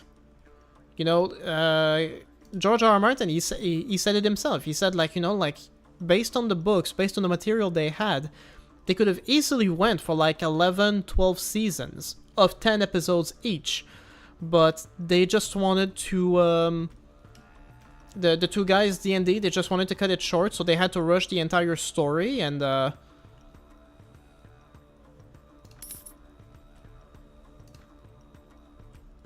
that's one of the primary reasons the season sucks so bad, because they didn't take the time to develop any of it properly. So, of course, George R. R. Martin, like, he can write whatever he wants in the book, so of course he has the opportunity to write a much better, compelling story. Also because he's just a better writer on average than D&D ever were. They were good when they were adapting from the source material. As soon as they started going on their own, it just started causing all kinds of issues. You know, I'm gonna auto-resolve this battle. It's gonna be horrible. 231 casualties for me, 153 dead, my god. But hey, I got a lot of prisoners, I can replenish a bit at least.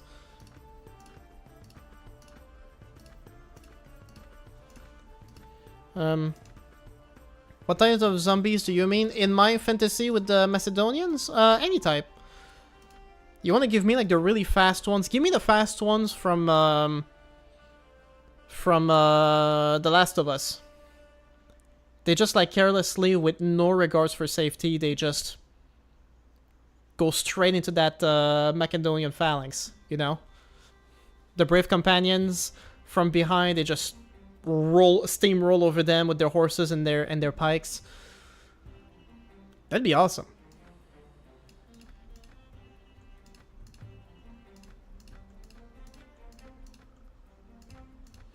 I said that also because like I've been playing Rome 2 Total War recently. I had a campaign with Macedon, and now I just started a new campaign with Carthage, and it's even more crazy.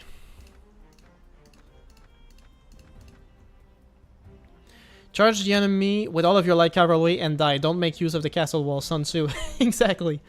The fast ones in a large enough number would overwhelm the phalanx. Probably. But I mean, you got multiple rows of pikes, and you even got the pikes at the back that are angled upwards. So even if they're like steamrolling, like there would be like a stoppage. You know, it would be interesting. You could still modernize it to an extent, you know, or if you don't necessarily go with like those zombies that are necessarily intense, I would like to still see how it goes, for example, with like Walking Dead zombies, the slow kind, but just like insanely numerous, and they're just like poking at their heads and advancing. The reason the phalanx was so effective was the psychological factor of not wanting to get stabbed by 100 pikes. Well, their job, granted, was to pin the enemy in place. You know, they weren't like bulldozing through the enemy because the enemy was cautious. Like this idea that would just run into pikes, of course, was stupid. But even the Romans, their legionaries, had a really hard time piercing through. Their job was to keep the enemy in place so that the companions should get from behind, their hammer and anvil thing. Just run at them from behind while they're stuck in place. Of course. But against zombies that don't have any like strategic thinking, and they're just overwhelming. You see all these movies where like they have the guns, but then they run out of bullets and they get overwhelmed anyway because they don't have any proper defense in front of them to keep these zombies at bay. If you had a line of pikes against zombies, I would like to see that. Why don't I ever see that? Every time I see strategies kind of trying to be implemented, it just never seems to work properly. It's never optimized. In The Walking Dead, they had like in season 10, I think they introduced it. They had like this shield wall formation that they had these shields made out of cut out metal barrels with pikes on them, and basically their job would be to like hold the zombies at bay, but they're not really doing anything. So if the zombies overwhelm them by just pushing, they would still cave. If I give you the Alpha Volatile from Dying Light, do you think you will still win? I'm not familiar with the zombies from Dying Light, I would have to check. But I think it would still be fun to watch if we have a type of zombie that retains some kind of survival instinct. No consciousness or strategies, just instinctively realizing that charging into a phalanx is a bad idea. That there is an element in that can be absolutely horrifying, I agree. One of the things that actually does happen in The Walking Dead towards the end is that the zombies figure out how to climb objects, and that alone automatically becomes a massive problem because they never expected them to do that. Imagine being a zombie and charging into humans and one of them shouts, "Hold the shield wall, noble ones."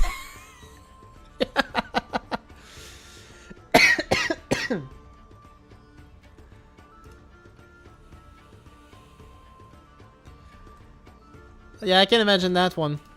I mean, he would be right at home in a shield wall against zombies, that's for sure.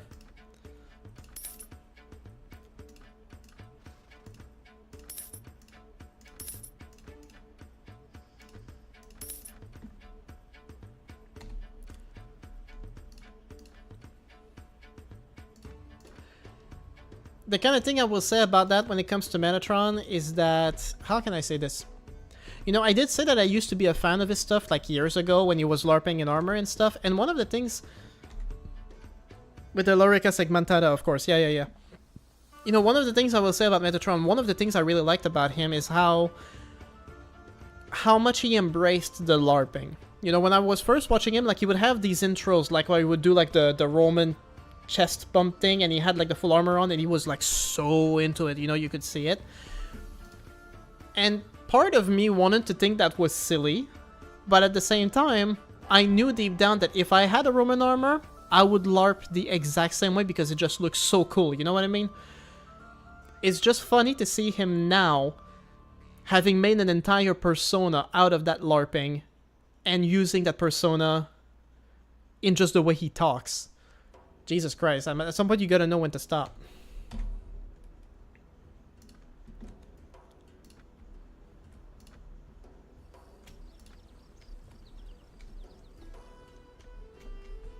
Let me see if there's a... Guess not.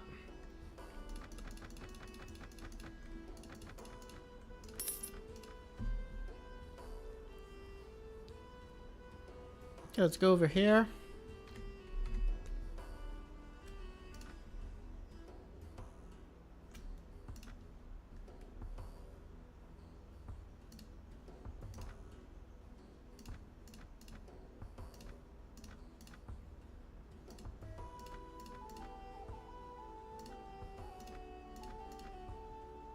Did we cook Britannia yet? We're on our way. We're on our way. We're slowly proceeding to beat them, but we're at war with so many people that I keep getting distracted by attacks from other places. Okay, but that guy doesn't want to surrender immediately, so... Damn it! Another one is getting attacked.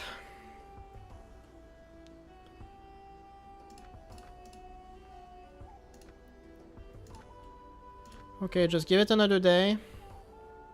Give it the night. Then we'll see what happens. Again, Momaine is attacking. Jesus. I keep beating them up, but they keep coming back. A group of enemies attacked our men by surprise and they quickly withdrew. 11 casualties. 42 for them. You might surrender now. Not even. 3 hours.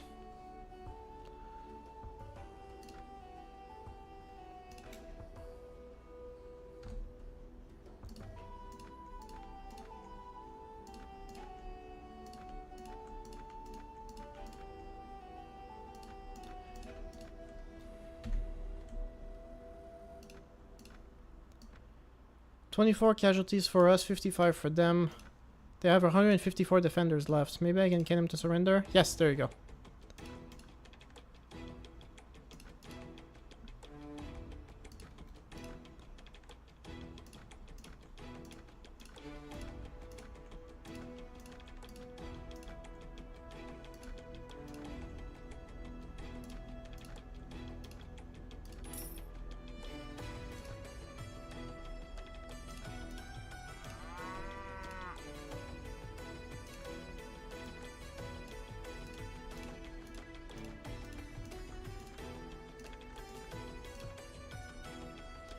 I think Psychic would dominate in every case. I think Psychic would dominate in every case. What are you talking about? What Psychic?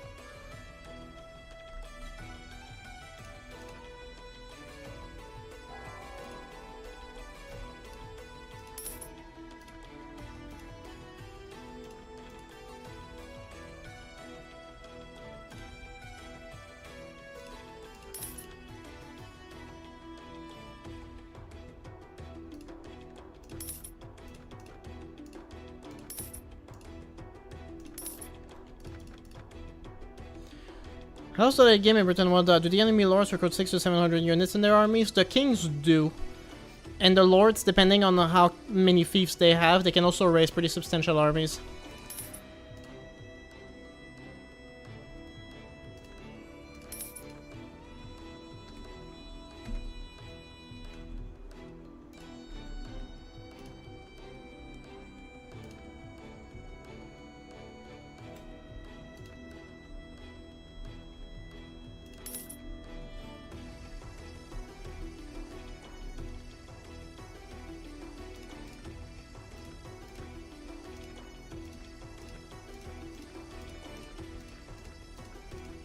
usually ransom my troops, my prisoners. I don't, I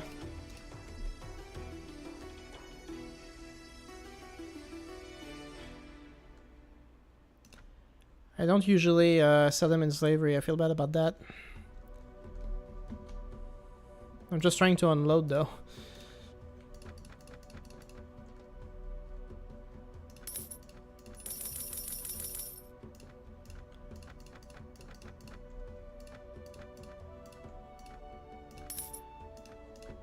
Oops. Psychic powers in every fantasy world. Are you still talking about like what mod I'd survive in? Dude, we moved on that part a while ago, I think. Now we're talking about zombies. If I give you an iPhone and I send you back to 1600 AD, what will you do? AD, so we're talking about like the year 1600 and I have an iPhone. And that's all I have. And I'm supposed to do something with that. Well, I think the biggest problem is I can't really do anything with that iPhone because the battery's going to be dead in a day. So it's not actually going to do anything, and I don't have the means to recharge it. It's the 1600s. I think I would just try and use my extensive knowledge to get into a position of influence somewhere, somehow.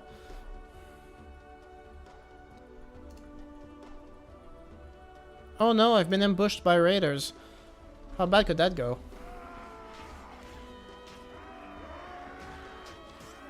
There would be no internet. Wasted 100. Yeah, basically. Yeah, it's not a great situation to be in.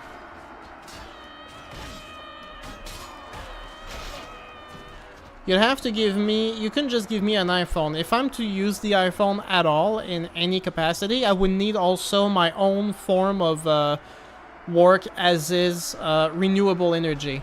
Whether that's my own kit to have like... what do you call the spinners in English? A wind turbine.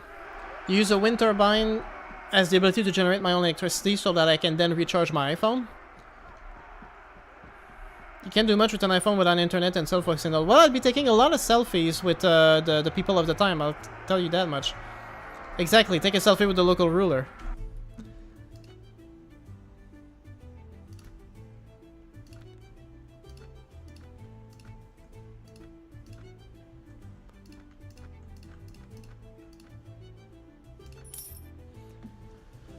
Yeah, that's what I'd do.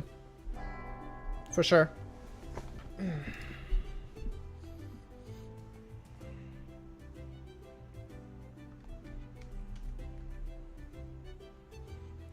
Alright, another place to capture.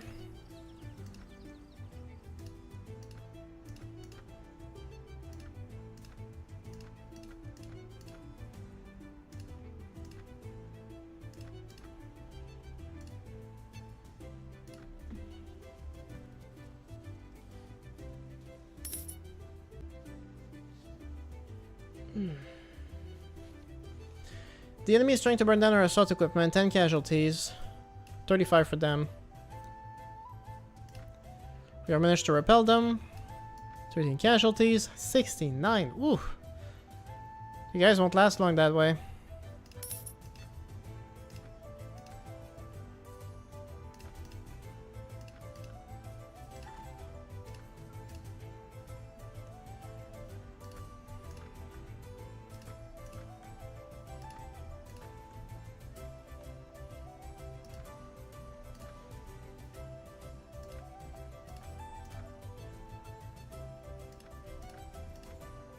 You can take out the battery and try to make a fire with it, lol. Well, I'm sure there's more efficient ways of doing fires that won't require just... Also, I can't take out the battery of an iPhone. Right? Like, iPhones are too child-proof for that. A Samsung phone, maybe. An Android.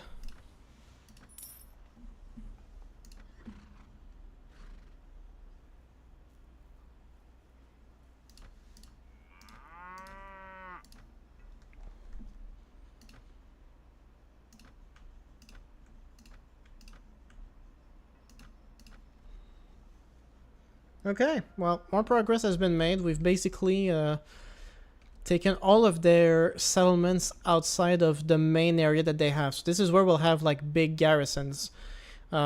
People won't be open-minded and therefore blame him for being a false person getting renown. Yeah, they might get superstitious and accuse me of something. I don't know.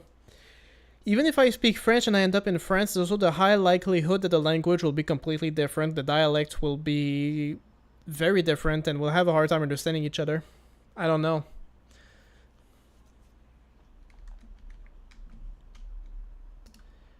Okay, so let's go to London.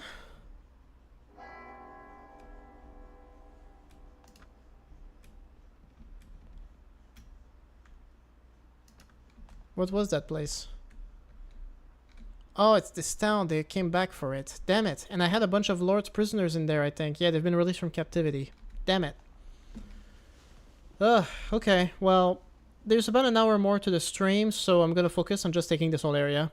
And whatever they do here, I'll clean it up on the next stream, probably.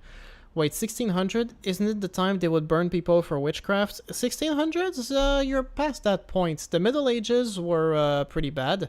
And superstitious, but the 1600, you're starting to see a bit of progress. I think we're past that point.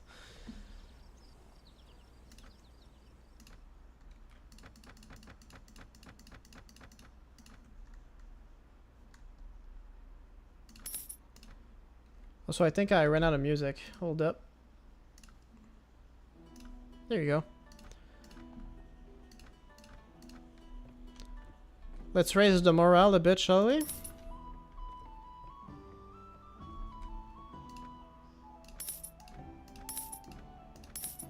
Okay. Off we go. Or dude performing black magic. Yeah, well, I wouldn't actually do that, but yeah, like, if they see my phone, they might think it's a heretic symbol or something, I don't know.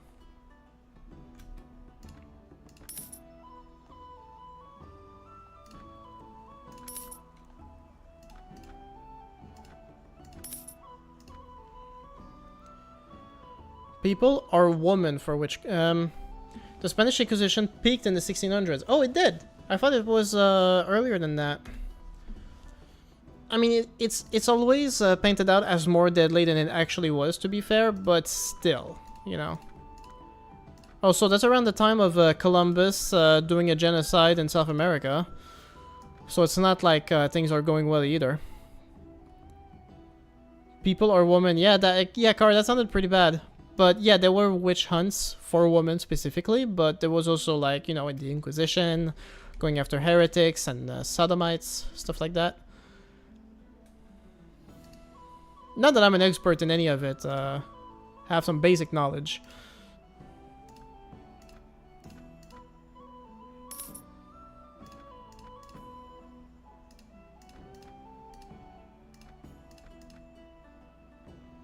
We are the top G here? Damn.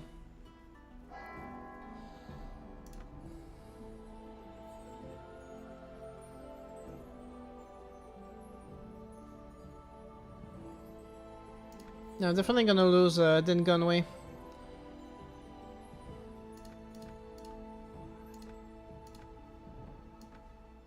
$21 for us, $51 for them. That leaves them 100 defenders. Dude, you gotta surrender. Come on. There you go.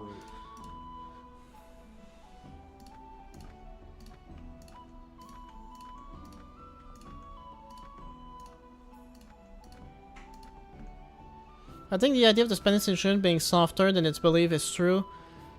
Is true and false at the same time. Yeah, I think it's because people confuse, you know, like the burning at the stakes and the executions, or lack thereof, as the absence of torture. A lot of people were badly tortured and left alone afterwards, you know, like, just because you were tortured doesn't mean you were killed. So the number of deaths is pretty low compared to what you'd expect, but a lot of people were still persecuted and tortured, and that's still pretty bad, you know? True in the sense it was indeed less deadly, but you'd think for the... than you'd think for the most of it. Yeah, I think we're about to say the same thing. Like, it was still pretty bad. Like, you could be accused by your neighbor of anything, and, you know, you'd be screwed.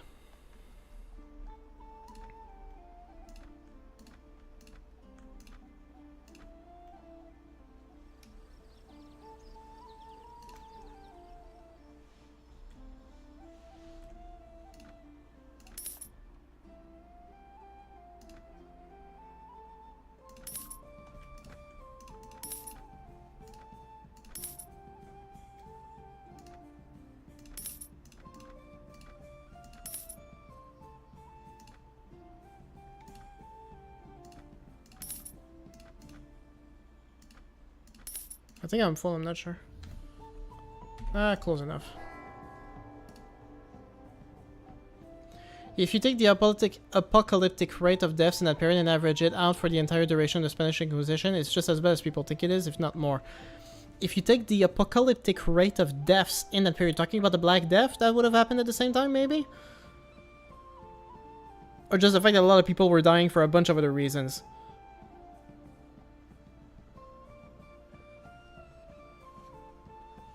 So it really depends on how you account for the deaths, if they were directly because of the Inquisition or other factors in the time period.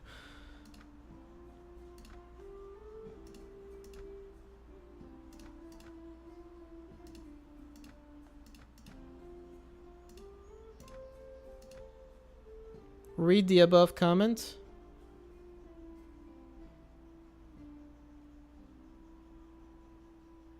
Two minutes chat delay, maybe.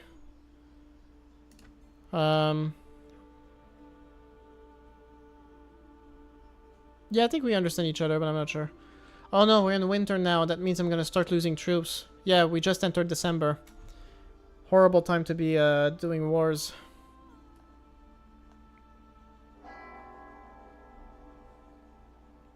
Made a secret passage. 26 deaths, 56 for them. They're gonna surrender now.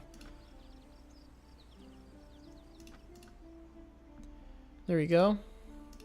I just like that I'm able to replenish immediately. Nah, I mean the one about the deaths being concentrated in 1480 to 1520. Oh, okay.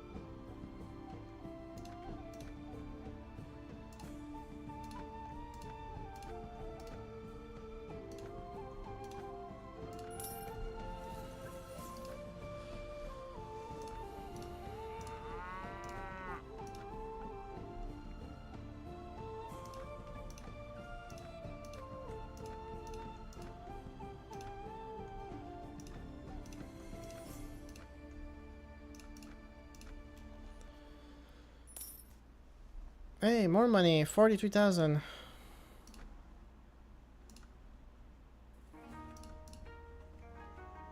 Tried out the new update for 457 AD. Unfortunately, the quest got some kind of NPCs disappearing bug. If that's the case, you should report it to them and their Discord server, and they might be able to do a patch or something.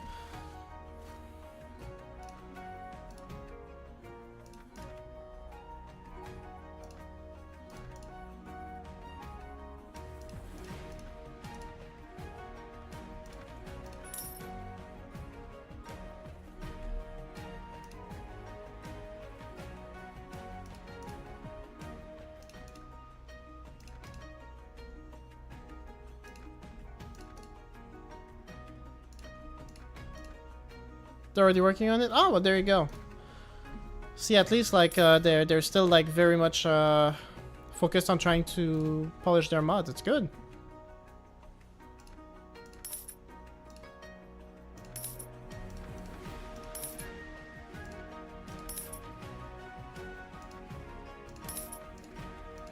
Oh yeah, I'm full.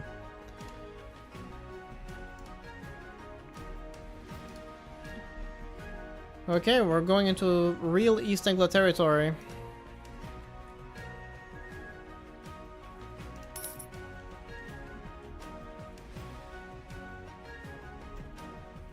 And they have some troops, but not that many, and regardless of what happens, 118 prisoners? Doubtful I'm gonna lose more men than that. However, we are in winter, so now that means, that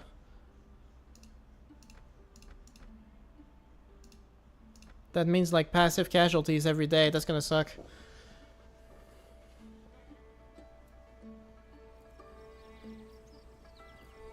Kill the lords? Nah, it would make me lose reputation. I don't want to do that.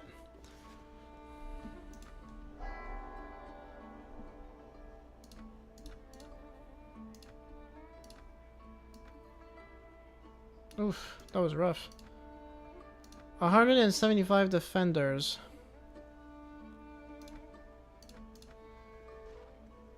They will never abandon this castle.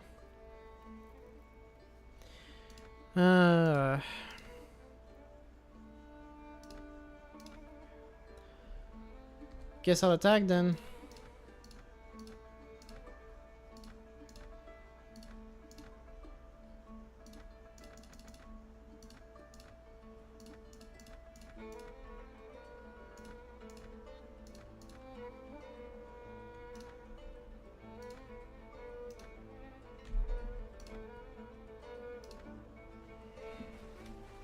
Stupid fog. I hate it so much. Can't even see the walls. Oh, I can see them. All right.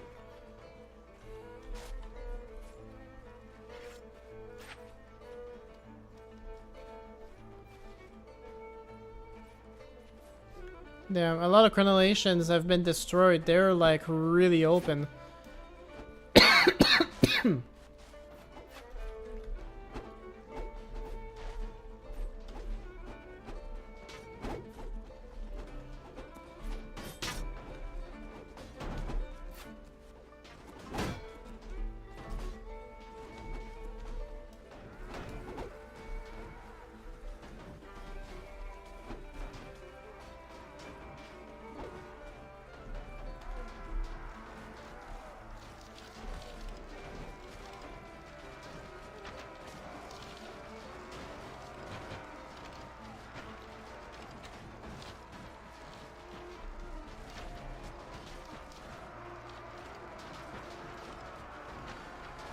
Just wear him down, boys.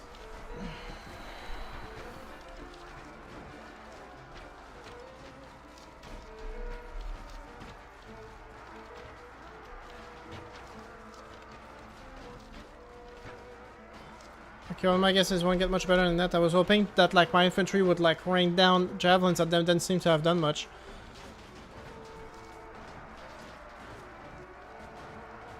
And those are the only two ladders? Alright, well, enjoy the show.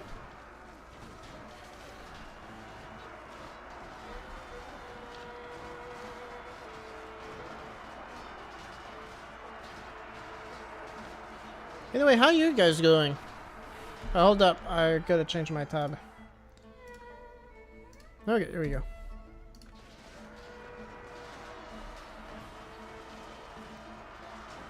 We've had a decent amount of people tuning in. At our peak we had 13 people for like a second, but an average of like 5 to 8 people in here. And people are very chatty. We've had some cool conversations. Someone new just dropped in. Cat Call says, what is this mod? This is Britain Walda. I can wholeheartedly recommend.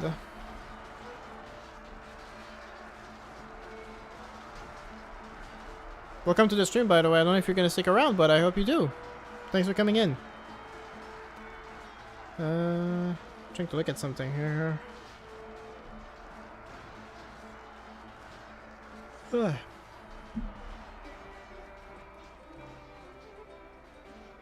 Okay, well, we definitely broke through, no problem. I'm just glad I got rid of the stamina system. Like, I enjoyed the challenge, but at some point it was just like such a block. Just playing anything. And why are people going all the way over there? It's like someone glitched out of existence. What is going on?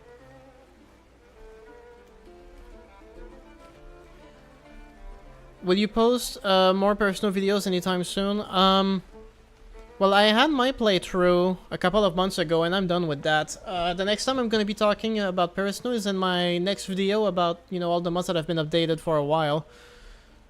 I mean the current mods being updated currently in 2025, and there was a recent update for Perisno, so I will be bringing it up.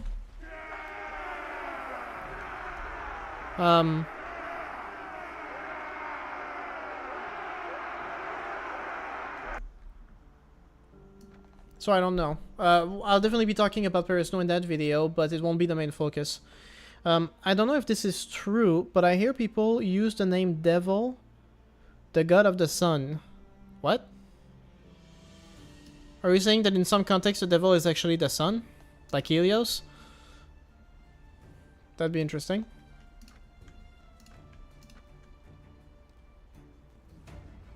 The soldiers cheering of this news.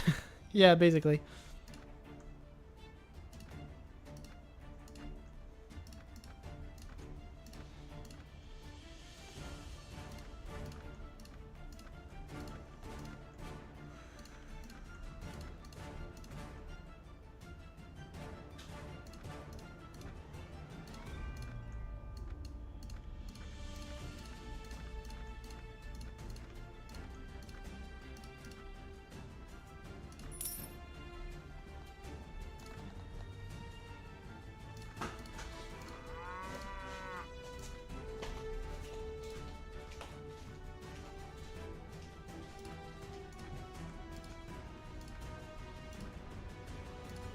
Ah, crap.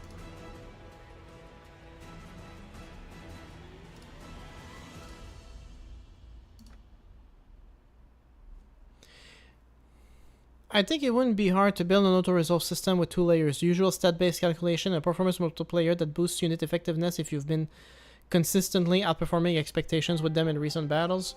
Yeah, that'd be great. I think it should also, like, your tactics skills should definitely be a big factor here as well.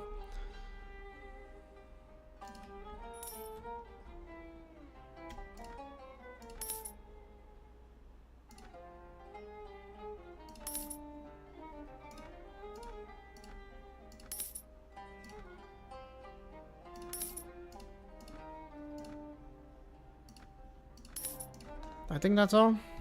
Yep. Okay, let's go for the town.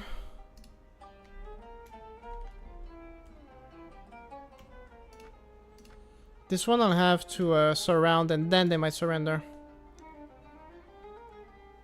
Kingdom of Diffid gets a fee from Fort Trio. Alright. Sure, distract them for a bit, will ya?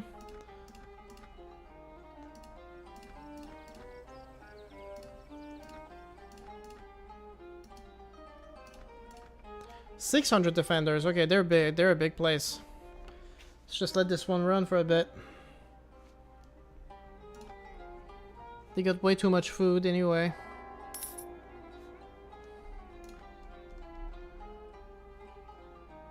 Of course, then Momaine finally took this city. Jesus, 27 deaths just for winter. Damn.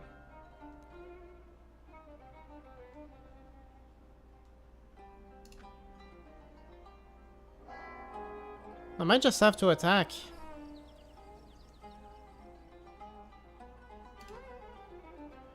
Yeah, especially now because my food just got burnt.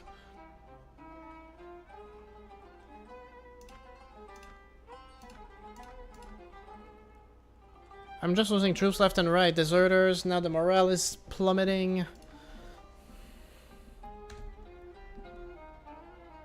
Oh, well, we're still average, surprisingly. But I don't know that we have much food for much longer. I think we'll have to, we'll see.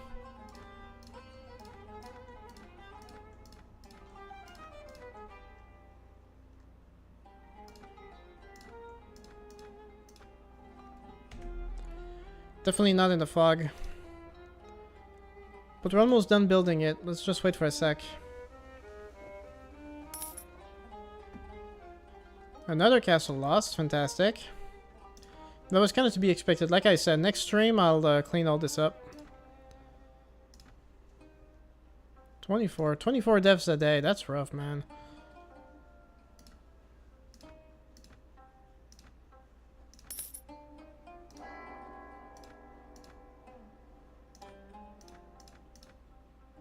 And they don't seem interested in abandoning the place at all. 660. They got even more men since I started the siege.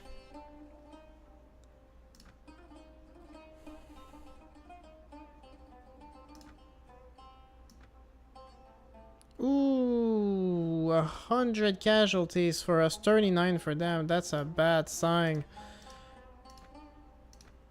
How many troops do I have left? Currently 682.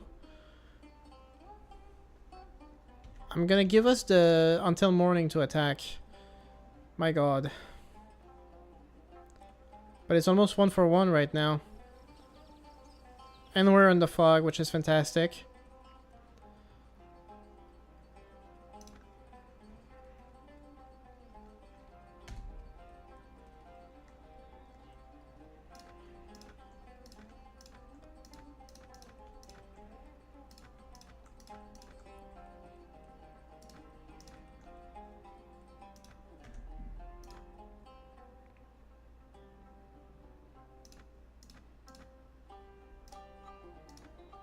Can I get the fog to clear out, please? Jesus. I'm gonna lose men from the winter before it clears up. Okay, it seems a little better.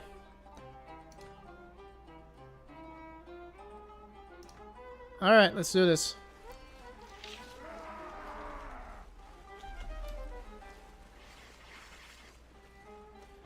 We might be stuck on this siege for the rest of the stream. That's gonna be brutal for sure. Oh, so I know this layout. It sucks.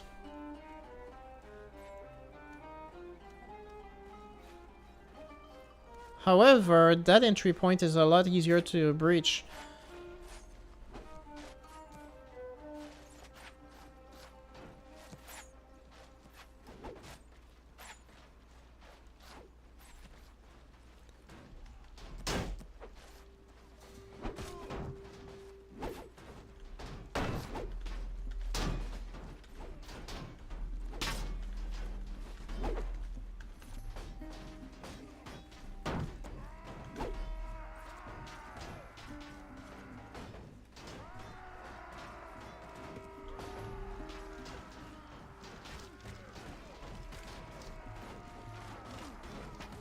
Well, there we go.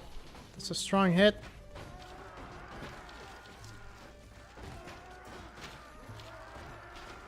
Archer is tearing them to shreds. They're perfectly lined up right above the trench, which is good.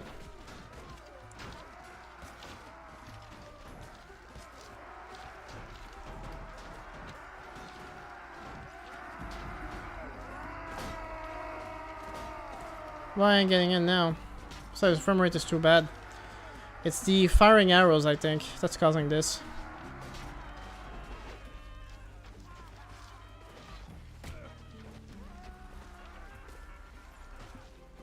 Oh, there's another, okay, let's use it.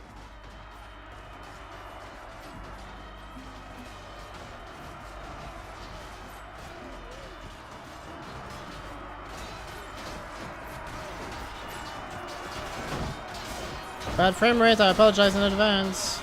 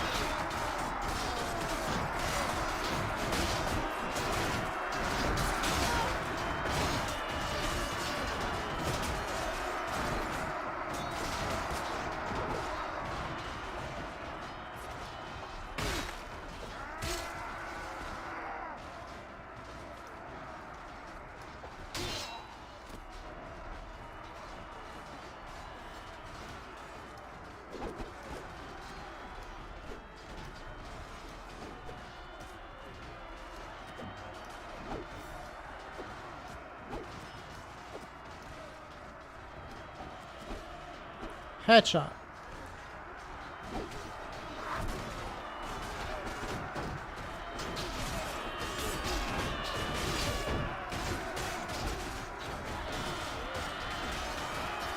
Yeah, we're down to the main choke points now, but we're way past the wall, which is good. Let's bring in the archers as well while we're at it.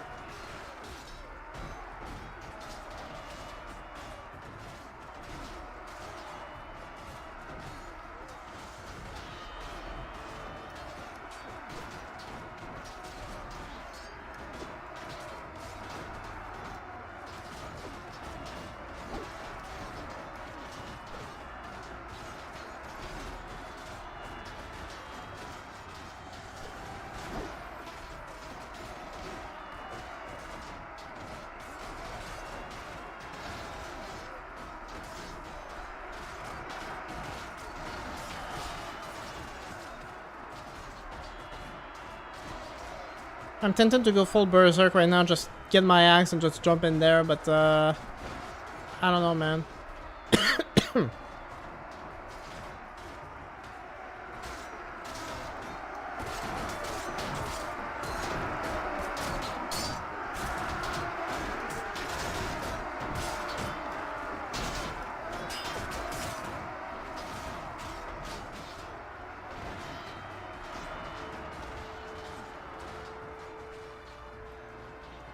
Oh, there's someone over there.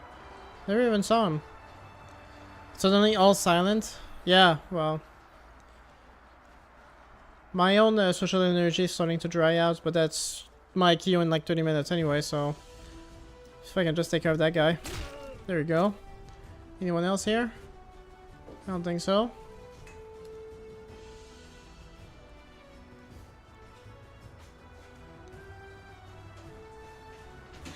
All quiet in the Western chat, basically.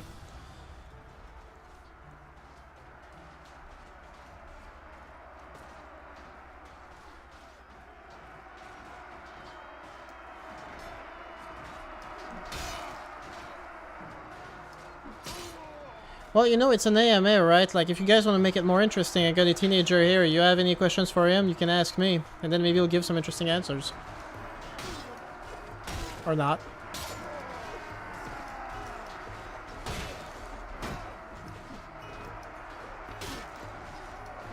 Does anyone have something we can speak about it? Yeah, well, I'm making an AMA as like an open question, so like, if people ask something, like sometimes it'll get us into something else. That's why we ended up talking about zombies in different time periods for some reason. What's a movie that made you seriously uncomfortable but didn't regret watching? Oh, that's a tough one.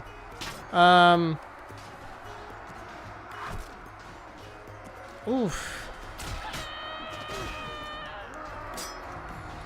I'd be tempted to say that a Serbian film like really made me uncomfortable, but that was kind of the point of it.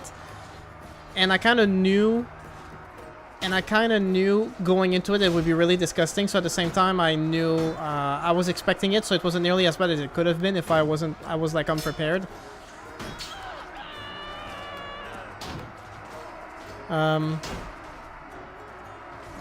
But I mean, there's a lot of movies that can make you uncomfortable for lots of different reasons that don't make you like say like, I shouldn't have watched it, without it necessarily being the point. The Passion of the Christ, like someone brought that just brought that up. The Passion of the Christ, yeah, I have it on DVD, but I have yet to watch it. People say that like the torture scenes are just like so over the top, almost for like no reason. Kind of like shock value. I don't know, but I'd have to try it for sure. For me, it's probably Hereditary, but horror movies are probably a cheat answer for this. Yeah, probably. I mean, The Pianist was a World War II film that made me very uncomfortable, but I don't regret watching it. It was really good. But you could say the same of Schindler's List, right? Like, it's gonna make you uncomfortable, but it's a very powerful film that, like, I don't regret watching at all.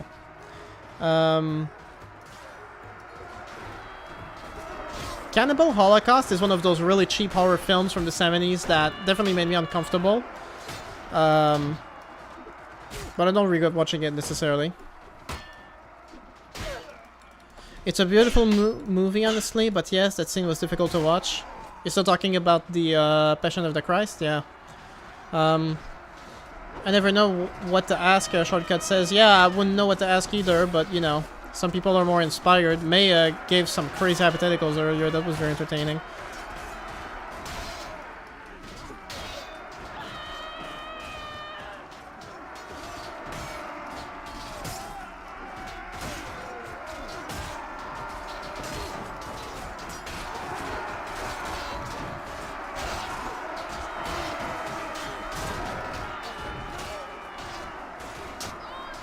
Ah, great. Well, you get to take some credit, you guy.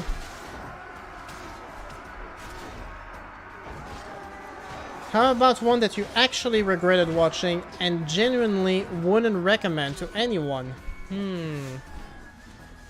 Like, if there's a movie that's really bad or that, like, really shocked me in a way that I'm like, you know, like, no point.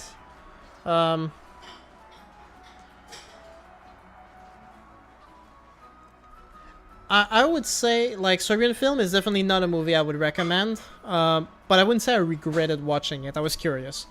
Um, a movie that I really regretted watching and really would not recommend to anyone. I don't know. It's. I'd really have to think about that one. I'll have to get back to you.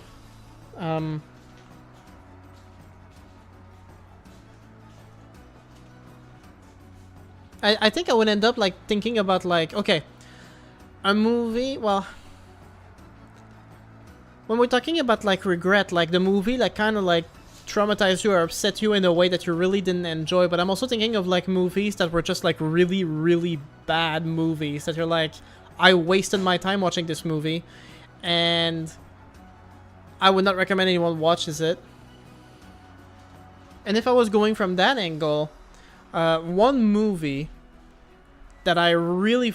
one of the worst movies I've ever seen was called Apache Blood. Apache Blood.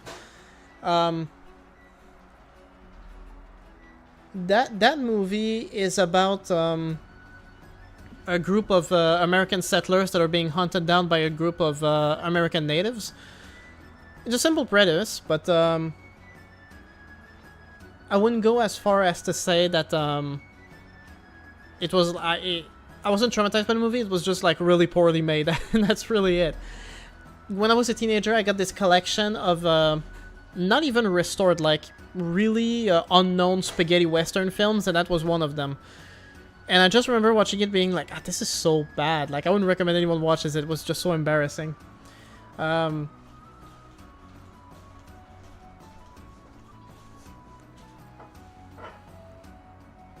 I still never watched the Titanic. I don't know if I'm weird or if it's coming for Gen Z. I wouldn't be surprised if Gen Z didn't watch the Titanic. It's a great movie, as far as I'm concerned. All the wreckage, the second part of the movie that's just like the sinking, is beautifully done, that's for sure. The love story, the romantic drama aspect of it, it's okay too. I mean, it's well written. The actors, DiCaprio and Kate Winslet, they're pretty good in it. And when you think about like the Titanic, like what makes it so like iconic is mostly just like the production design. Like it was a real feat, you know, to recreate the wreckage of the Titanic and all the details of the ship and the what is going on here? Okay.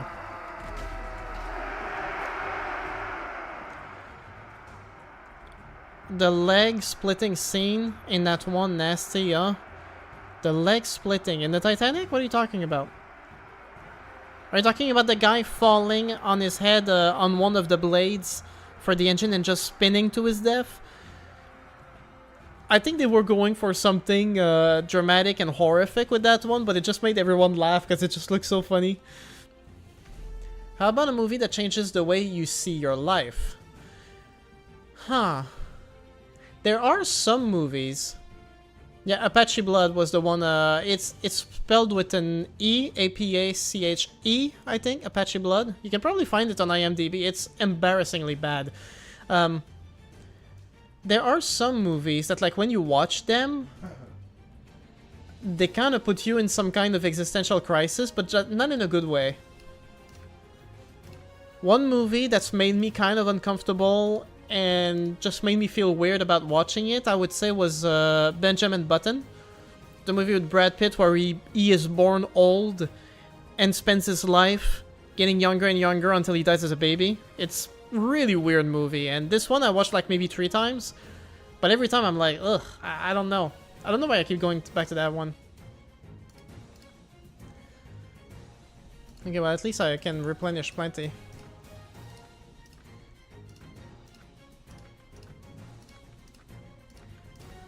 I would say I tend to generally be very selective of the movies I watch, so if I watch a movie that's like really dark and disturbing, I kind of went out of my way to watch it because I was curious.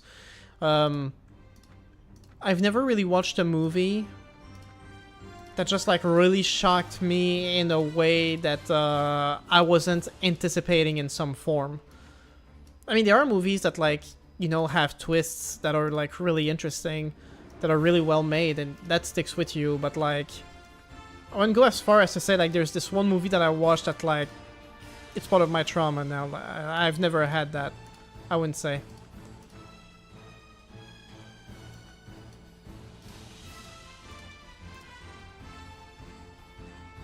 The Island by Pavel Lungin. It really made me change the way I viewed religious people and priests in general. Really?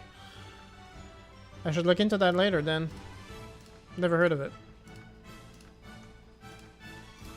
At the same time, like, the way I watch movies is very Western-centric. I watch a lot of American movies. I did watch a lot of French movies. French cinema's got some really good stuff in there.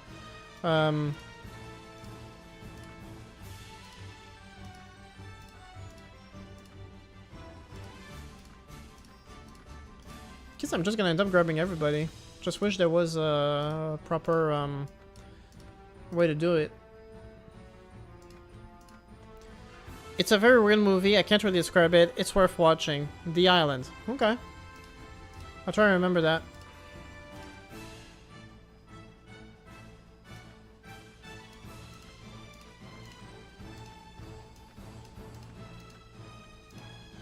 No special effects or anything. It's entirely story and dialogue focused. Well, that can be good, yeah.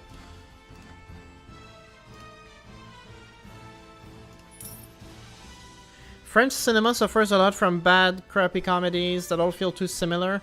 I will say some of the comedies that I do watch, like, a lot of them are classics that are just like, some of my all-time favorite movies, to be honest. Le Jouet, The Toy, is an old French comedy that I really like. It's about, like, this rich, spoiled kid that forces one of his dad's employees to be his toy. You know? That was a really funny movie. Les Ripoux, which is, like, about movies about a bunch of, like, really corrupt cops that just get into all kinds of shenanigans around town. Le Dîner de Con, The Dinner Game, which is like one of the greatest comedies ever made. No questions.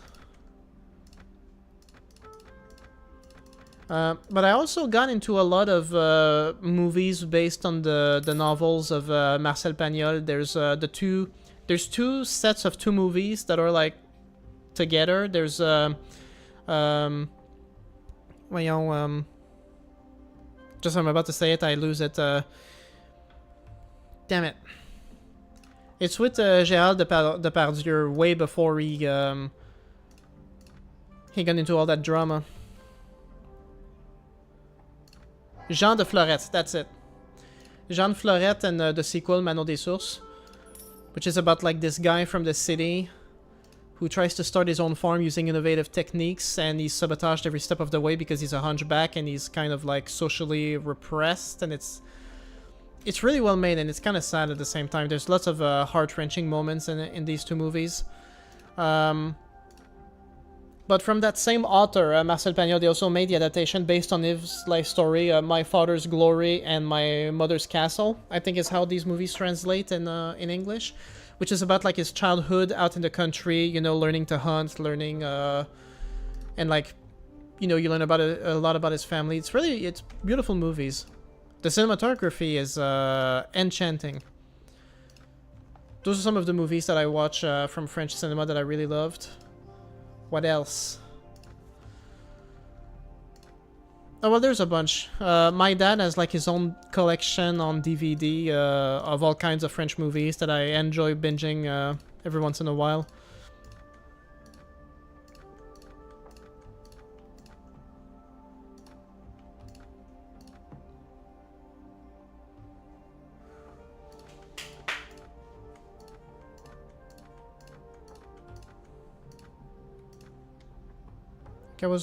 Because I keep talking, I keep doing like the same actions on repeat.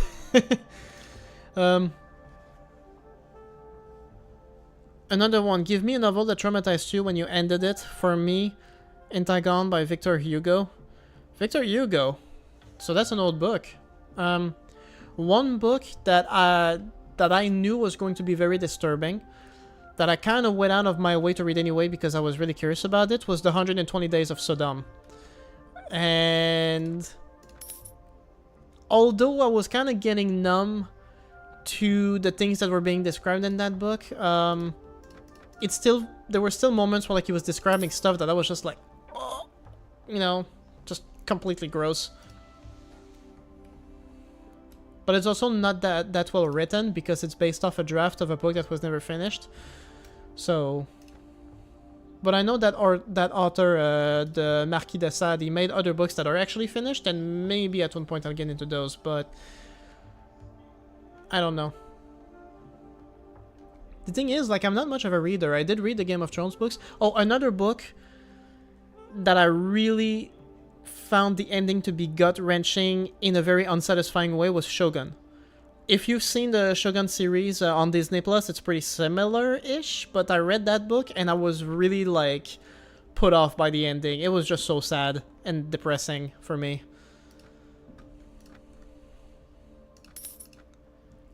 How many people are there in your life that you describe as enemies? Not just the people you don't like actual enemies. I don't have enemies. I couldn't say like I have, there are people in my life that I really dislike, some people that I've had some bad experiences with, but, you know, it was very easy to distance myself from them. I don't have any rivals or, you know, stuff like that, I couldn't say. I would say one person that I came to really dislike was a guy I did a web series with a couple of years ago. Like in 2017, I had some time to myself and I decided to meet new people to try and get into movie projects and stuff like that. And I met this one guy who wanted to start his own web series. And the story for that web series was actually really good. I was really into it, and the guy gave me like a really hardcore sales pitch of it, like of the things he wanted to do. And he basically did that with the entire team. I think in total there must have been like 20 to 25 of us like working in that series. I met a lot of great people on it, and it was a fun experience. But the guy was completely fake. He was a narcissist. I saw him verbally abuse his girlfriend while we were working, and I was like, what the hell is going on? He made a lot of promises that ended up going absolutely nowhere. And I just came to very dislike him a lot. Like, he would put on a facade as like this kind of modest guy, but he was kind of a Trump in the way he was talking. You know, you might as well have done the accent, you know, it's gonna be great, we're gonna do a great job.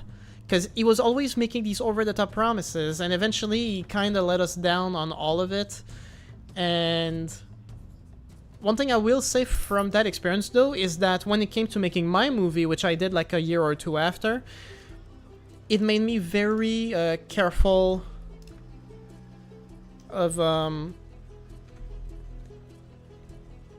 making promises that I wasn't sure I couldn't keep. So I kept it real, and I think it helped me keep a much better relationship with the team on my movie than he did with the people on the web series that he worked on. Like, a lot of people, as far as I know, most of the people who worked on that web series don't talk to him anymore because of the same reason. I don't think talking about someone in a stream is a good idea. Well, I'm not mentioning any names. I mean, if he happened to be watching me, sorry dude, but like, you really let us down with your series, and you were really full of yourself, and I've seen you do a lot of things that I think are morally reprehensible there. Like, you kind of got me started with that one, but if it's an AMA, I might as well really get into it, you know? But like I said, if it wasn't for like his overall attitude and like the fact that he had like a really inflated ego, the series he had in mind was actually really good, and some of the writing I was genuinely impressed with. It could have been great, but you know.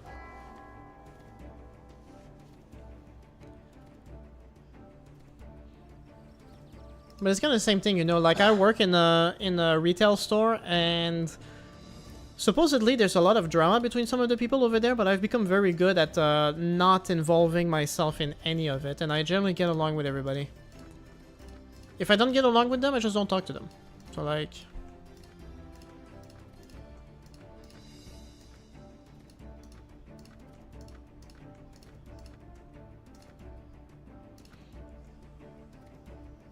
you're calling him out for his behavior respectfully like an adult. If he sees this somehow and goes after you for it, then it'll be 100% his fault for whatever repercussions happen. I mean, I don't really expect anything to happen from this, honestly. But like I said, like I remember specifically like one day that we were shooting the movie. If you can meet a... I'll get to that later, just in a sec. I want to respond to that comment, like... Because I do remember, like, he had a girlfriend, and his girlfriend, she was the sweetheart. Like, she was this really sweet person. She didn't have a mean bone in her body at all, but the way he was talking to her was just so out of line. Eventually they broke up, and good for her. Like, I just remember one day, yeah, we were shooting, and we had two different locations. In the morning, we were shooting in an apartment, and then we had a bar that we were going to shoot a scene in the afternoon. And she was the driver. For the record, she had a car, she had a driver's license, he had neither, so she was driving him everywhere. And I just remember that as we were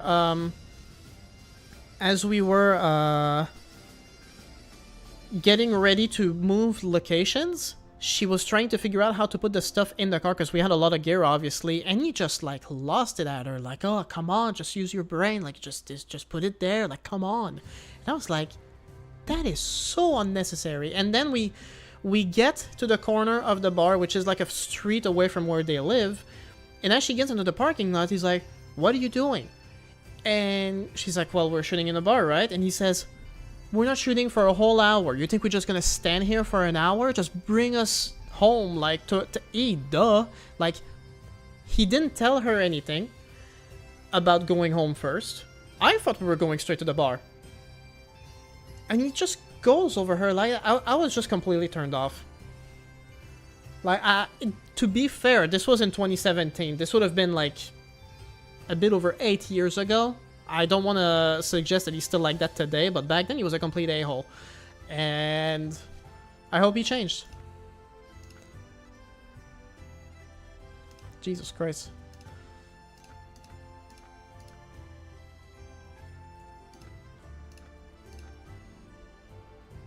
Okay, what was the question? If you could meet a YouTuber of your choice in any setting, like a beer or just hanging out, who do you meet? A YouTuber.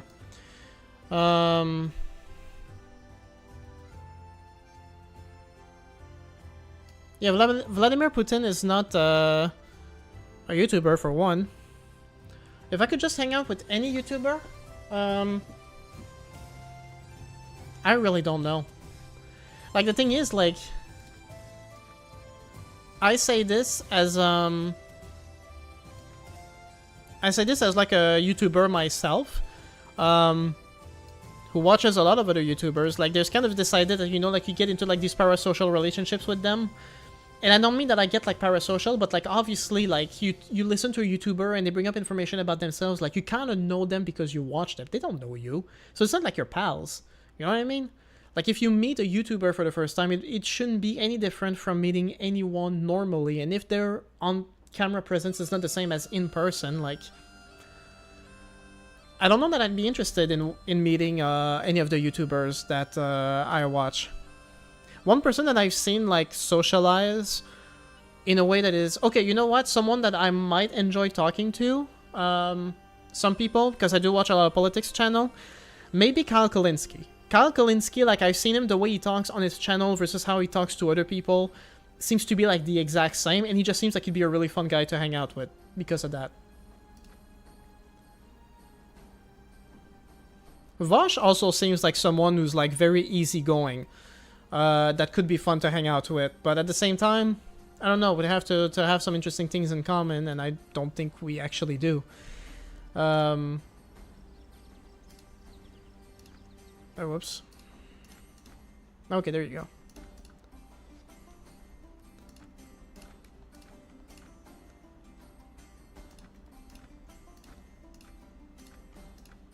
Lamau, Vosh. Yeah, well, I mean, I've seen Vosh in Fungus Will Bury You. Yeah, probably. But, no, Vosh seems like a pretty easygoing guy that could be fun to hang out with, I suppose. But,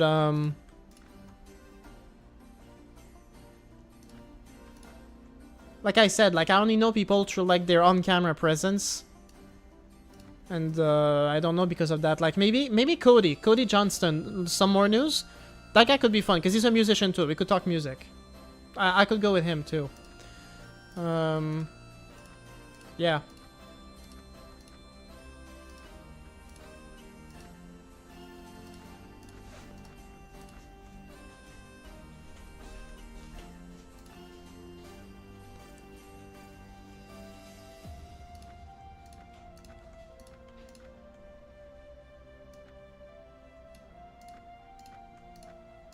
On the other hand, I mean, I look at another YouTuber, for example, like Hassan, and like Hassan, like, I have nothing to say to Hassan. Him and I can agree on a lot of different things. I just don't feel like if I saw him in the room, I'd have, I have anything to say to him.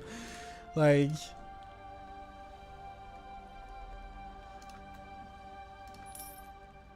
I mean, that's okay, you know? I'd personally love to meet Professor Dave Explains. Yeah, you said you were a fan of him? Yeah, I mean, more power to you, maybe.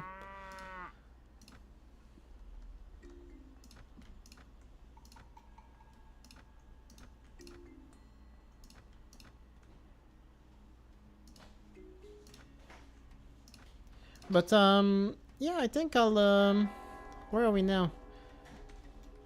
There's one castle and one town. And what did we lose? We lost this town, this castle, and this castle. Anything else that's at risk right now?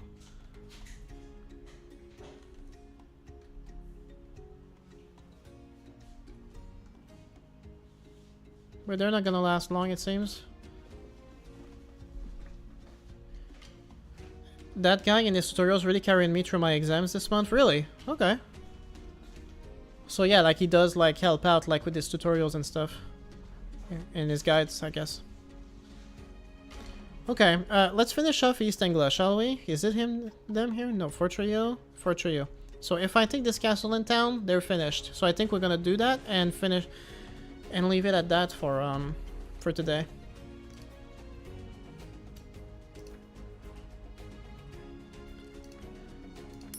Actually, like, if there is one YouTuber that I'd like to meet because I have a lot of questions for them, would probably be James Rolfe, the Angry Video Game Nerd. He's one of the first YouTubers I ever watched.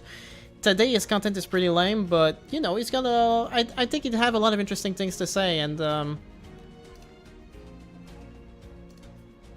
he seems actually like a very chill guy to talk to, and he's really into movies and video games and stuff, so I could probably talk to him for a while.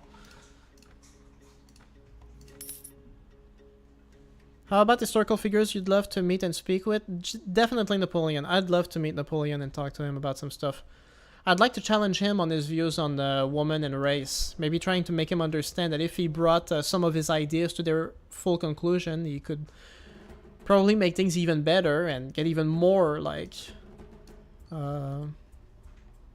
people on his side. I mean, he was still like a massive narcissist and he's got some issues, but it'd be interesting to talk to nonetheless. I'd like to see what kind of drive he had in person. Everyone talks about like his commanding attitude. That'd be interesting. I'd love to meet Karl Marx. Yeah, Karl Marx also would be very interesting to talk to. Carl would like to meet Jesus. That's fair, I guess. I'm sure a lot of people would pick Jesus. Or Mohammed. Which Jesus do you mean? The Jesus from The Walking Dead. We're going in fiction now.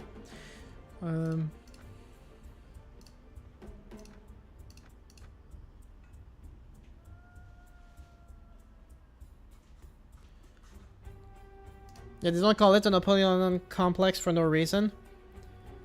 I can fix him in regards to Napoleon is crazy. No, I just like to see if he's actually challenged on some of his ideas. Like, because the thing about Napoleon is that, like, I read some of his biographies and, like, he did generally have a lot of interest in lots of different fields. So it's all about, like, bringing the arguments and the topics in a way, like, because he liked to talk about science, he liked to talk about history, he liked about lots of different things.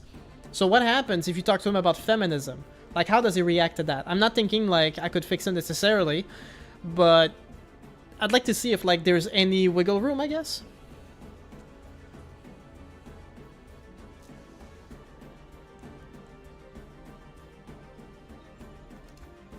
Or, you know, you tell him, like, stop bothering with the British, don't invade Russia, and then you come back to the present and see what happens, you know? you know he would have too much of a Napoleon complex to listen to someone from the future telling him that Russia would be a disaster. He'd have too much of an ego. It says like, okay, well then how did I screw up? I said, it's unsolvable. You can't work your way around that.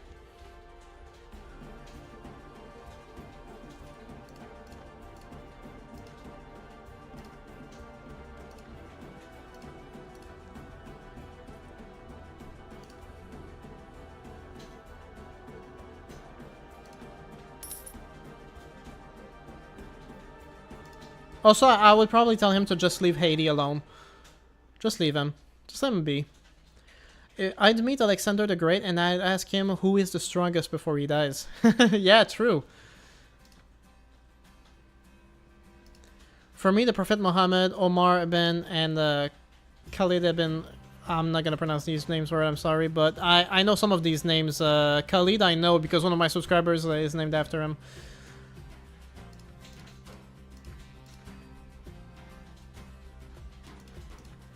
"200 defenders, Jesus."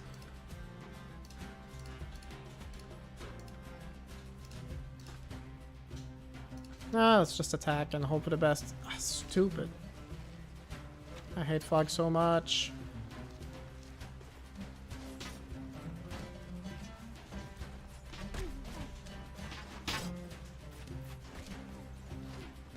From Christianity, you'd say?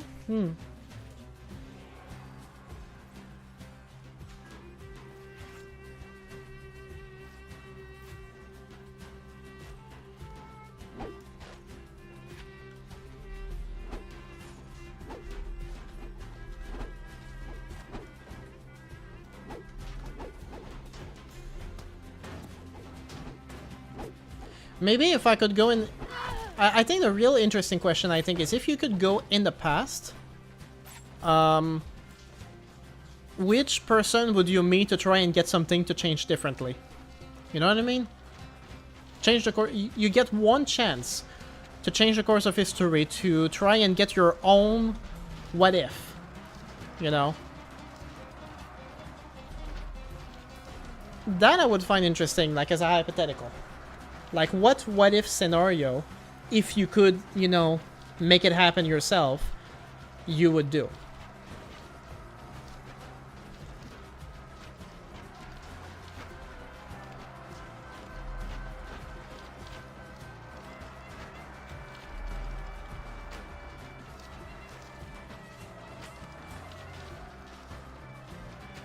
Well, that's too easy, man. If you're gonna go after Hitler and just kill him, yeah.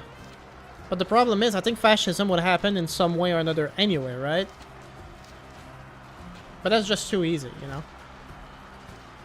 Unless what you meant is, you know, like, help the Nazis win, at which point, you know... You're free to disengage from this live stream. Jesus Christ.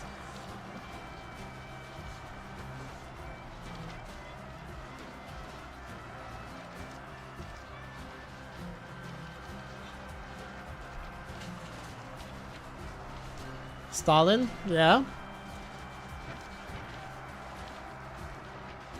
What if you could get to Lenin before he starts, you know, going after the anarchists and all the other people after that, and you can actually get the Soviet Union to be better?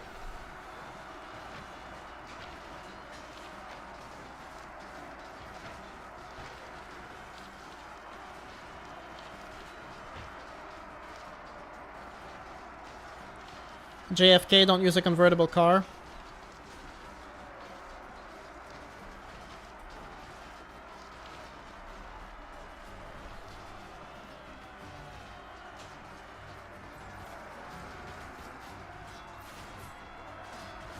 I would like to see, I'd like to go deeper than that. What if you could get somehow Hannibal to win the Second Punic War?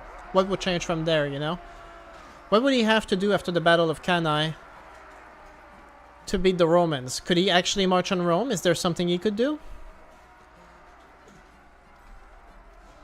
You know, like different timeline. Instead of the Roman Empire, we have Carthage dominating for a while, and then different powers that rise from this. Like, what happens? You know, a lot of people talking about, you know, like, what if the Roman Empire never fell? What if we got Carthage instead? Saving Joan of Arc from her death? Okay, yeah, that's interesting.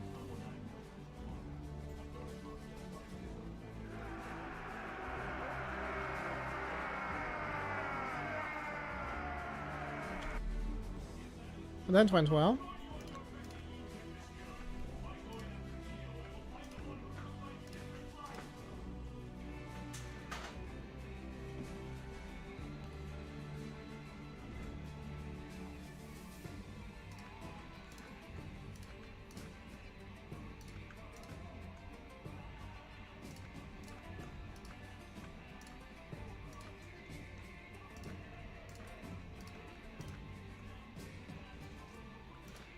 Oh, we got someone else I've seen in the stream before.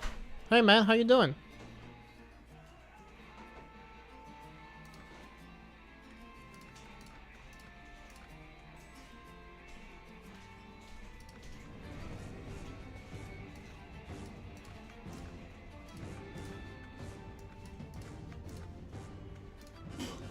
Normally I tell him to use his headphones while watching the TV, but I'm almost done here.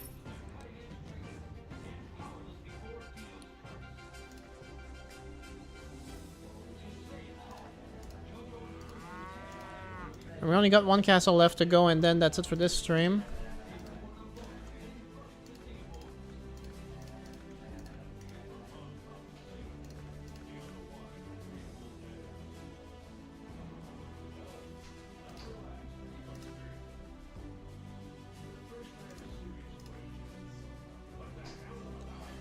If you march us to Roma, Christianity will never spread like the day there is no crusade.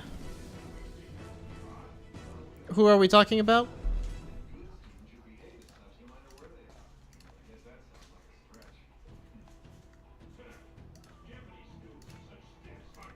It'd be interesting if the Spartacist uprising was prevented and he and Luxembourg kept their lives. That's too niche for me. Did Carthage believe in pagans?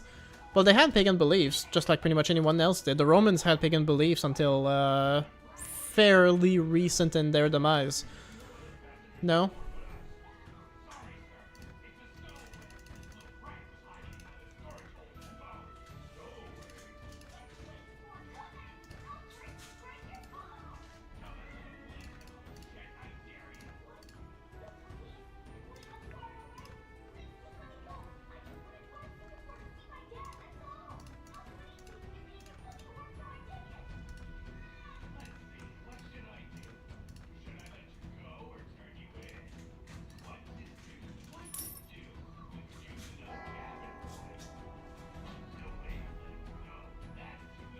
Yeah, they did. They worshipped Baal, and they did. We all seen the Punic Wars from Oversimplified, right?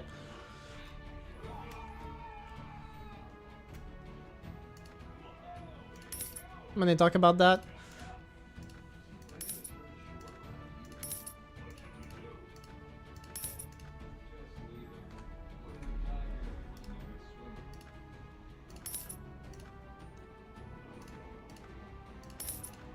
I think I got it.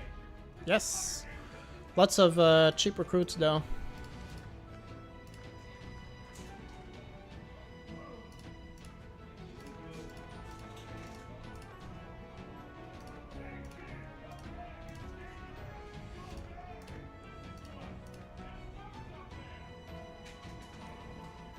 What if humans never leave the trees? Damn. We're going far now. Not sure if it's Roman propaganda, but Carthaginians sacrificed children to Baal. No, they did. As far as I know.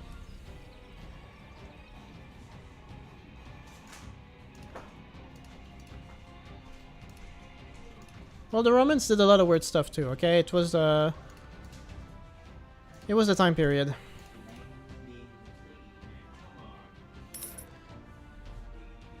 I was just reading about the Battle of Cannae recently, and I read that when the Romans lost the battle, they sacrificed people in Rome to the gods by burying them alive, because they were just freaking out so much.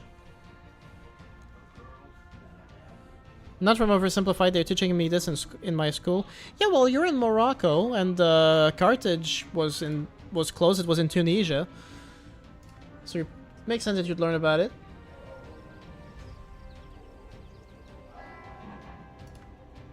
Okay, last settlement from East Anglia. I'm thinking of just an assault because I really don't care. 80 though.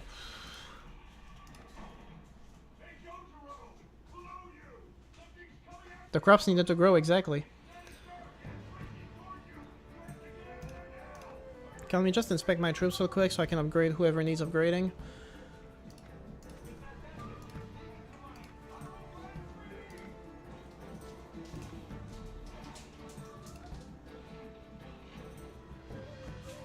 We're taught the Punic Wars here in Georgia. They definitely teach it in Morocco. Yeah, well, it's pretty impressive that they teach it all the way in Georgia. Oh, we have a gate that we can just go over. Interesting.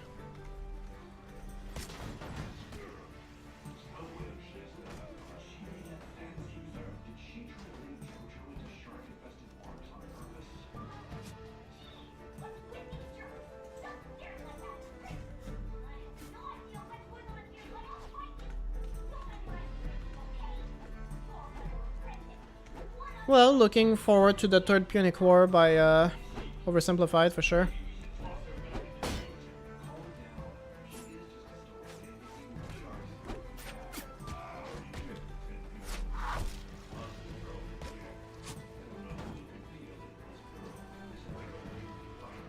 Yeah, exactly. You try to order them? Nope, but I'll try that next, after throwing his child in the firing pit.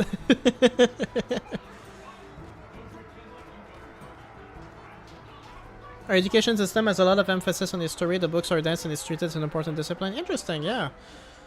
Here in Quebec, most of our history focuses directly on Quebec and Canada as a whole, although in the first year of high school you would learn about like you would have like a quick overview of like democracy in ancient Greece, the Roman Empire, stuff like that, but it's still very Eurocentric and hilariously biased, but it's still impressive how much it covers. Yeah, interesting indeed.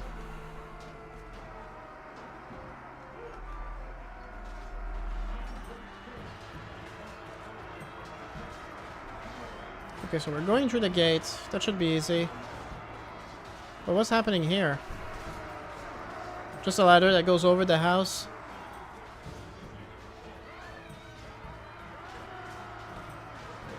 A few days ago there was a national history exam and one guy went in a medieval Georgian knight's outfit. Oh, that's cool.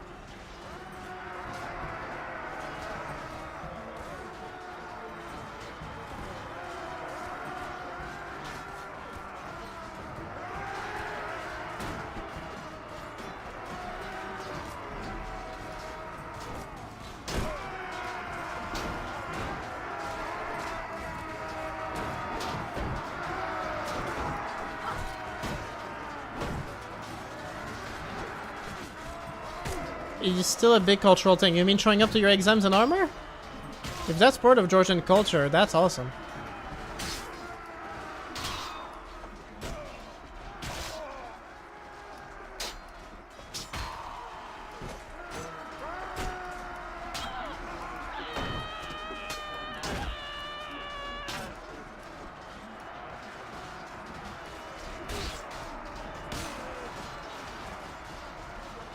They did not teach us the Punic War, just one of our teachers told us about it. Oh, really? So you don't learn it in class? That's interesting.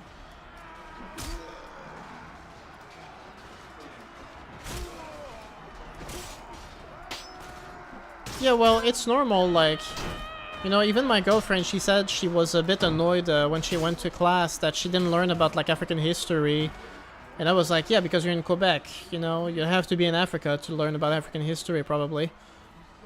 I mean, every class in the world should have like a bit of an overview of like, you know, where things started and whatnot. But yeah, story is inevitably going to be tied to like the national identity, so that's what you're gonna see in your class likely.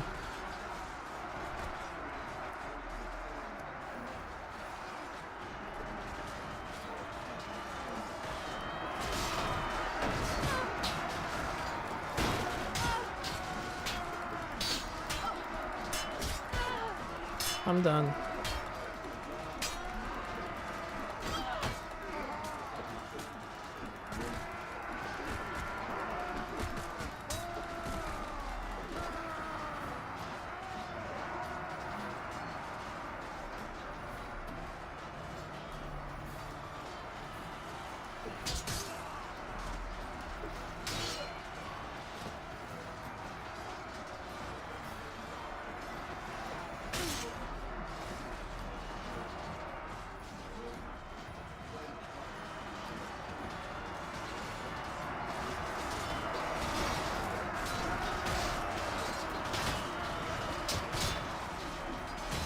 Damn, 2 in a row like that? Jesus.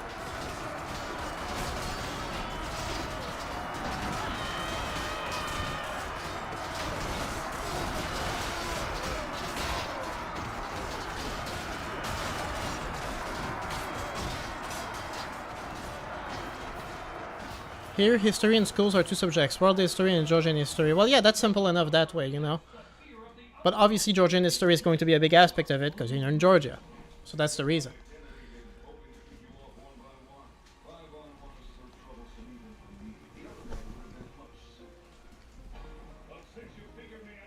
I don't know who's left, I just hope they're done.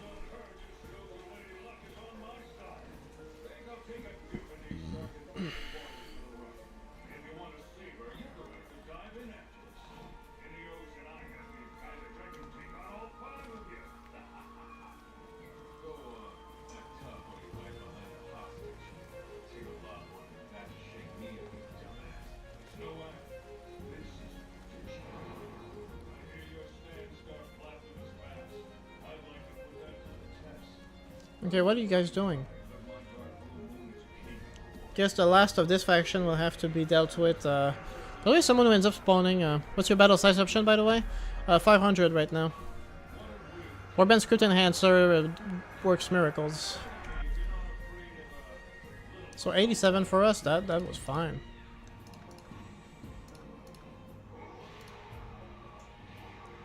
And we just reached the 800 party limit.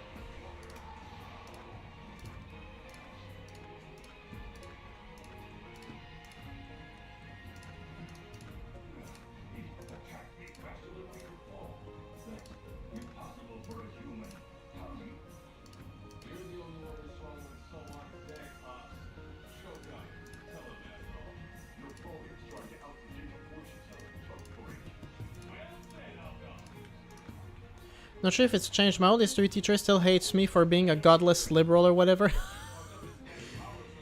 Really? Damn. So I guess it's pretty conservative out there in Georgia, huh? Wow. Also, teachers should encourage you to, like, you know, think for yourself and develop your critical thinking skills. Like, if you're in disagreements, he should challenge you on your ideas instead of just berating you for being a godless liberal or whatever. That's embarrassing. That's cringe.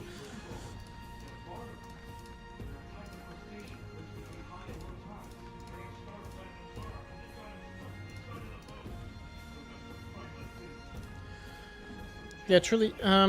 Did they teach you about the Polish-Lithuanian Commonwealth? Yeah, it truly does. I always hated sending up the first... Oh, you're talking about different things now. Okay.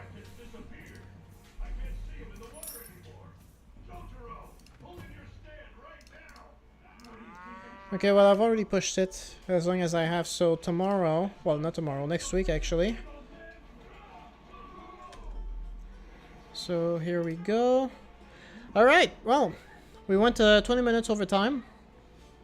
But it turned out to be a very fun stream. We had a lot of people coming in. We had a lot of different conversations. I actually really very much enjoyed it. So thank you all so much, everyone who tuned in. No new video this week, and most definitely not next week after. Maybe in 2 weeks, we'll see if I can get that video released on time. Really depends on everything else I'm doing. But no big outro this time. Just thank you all so much for coming, and I'll see you next time. It's where dark blue moon reigns supreme, the undersea realm.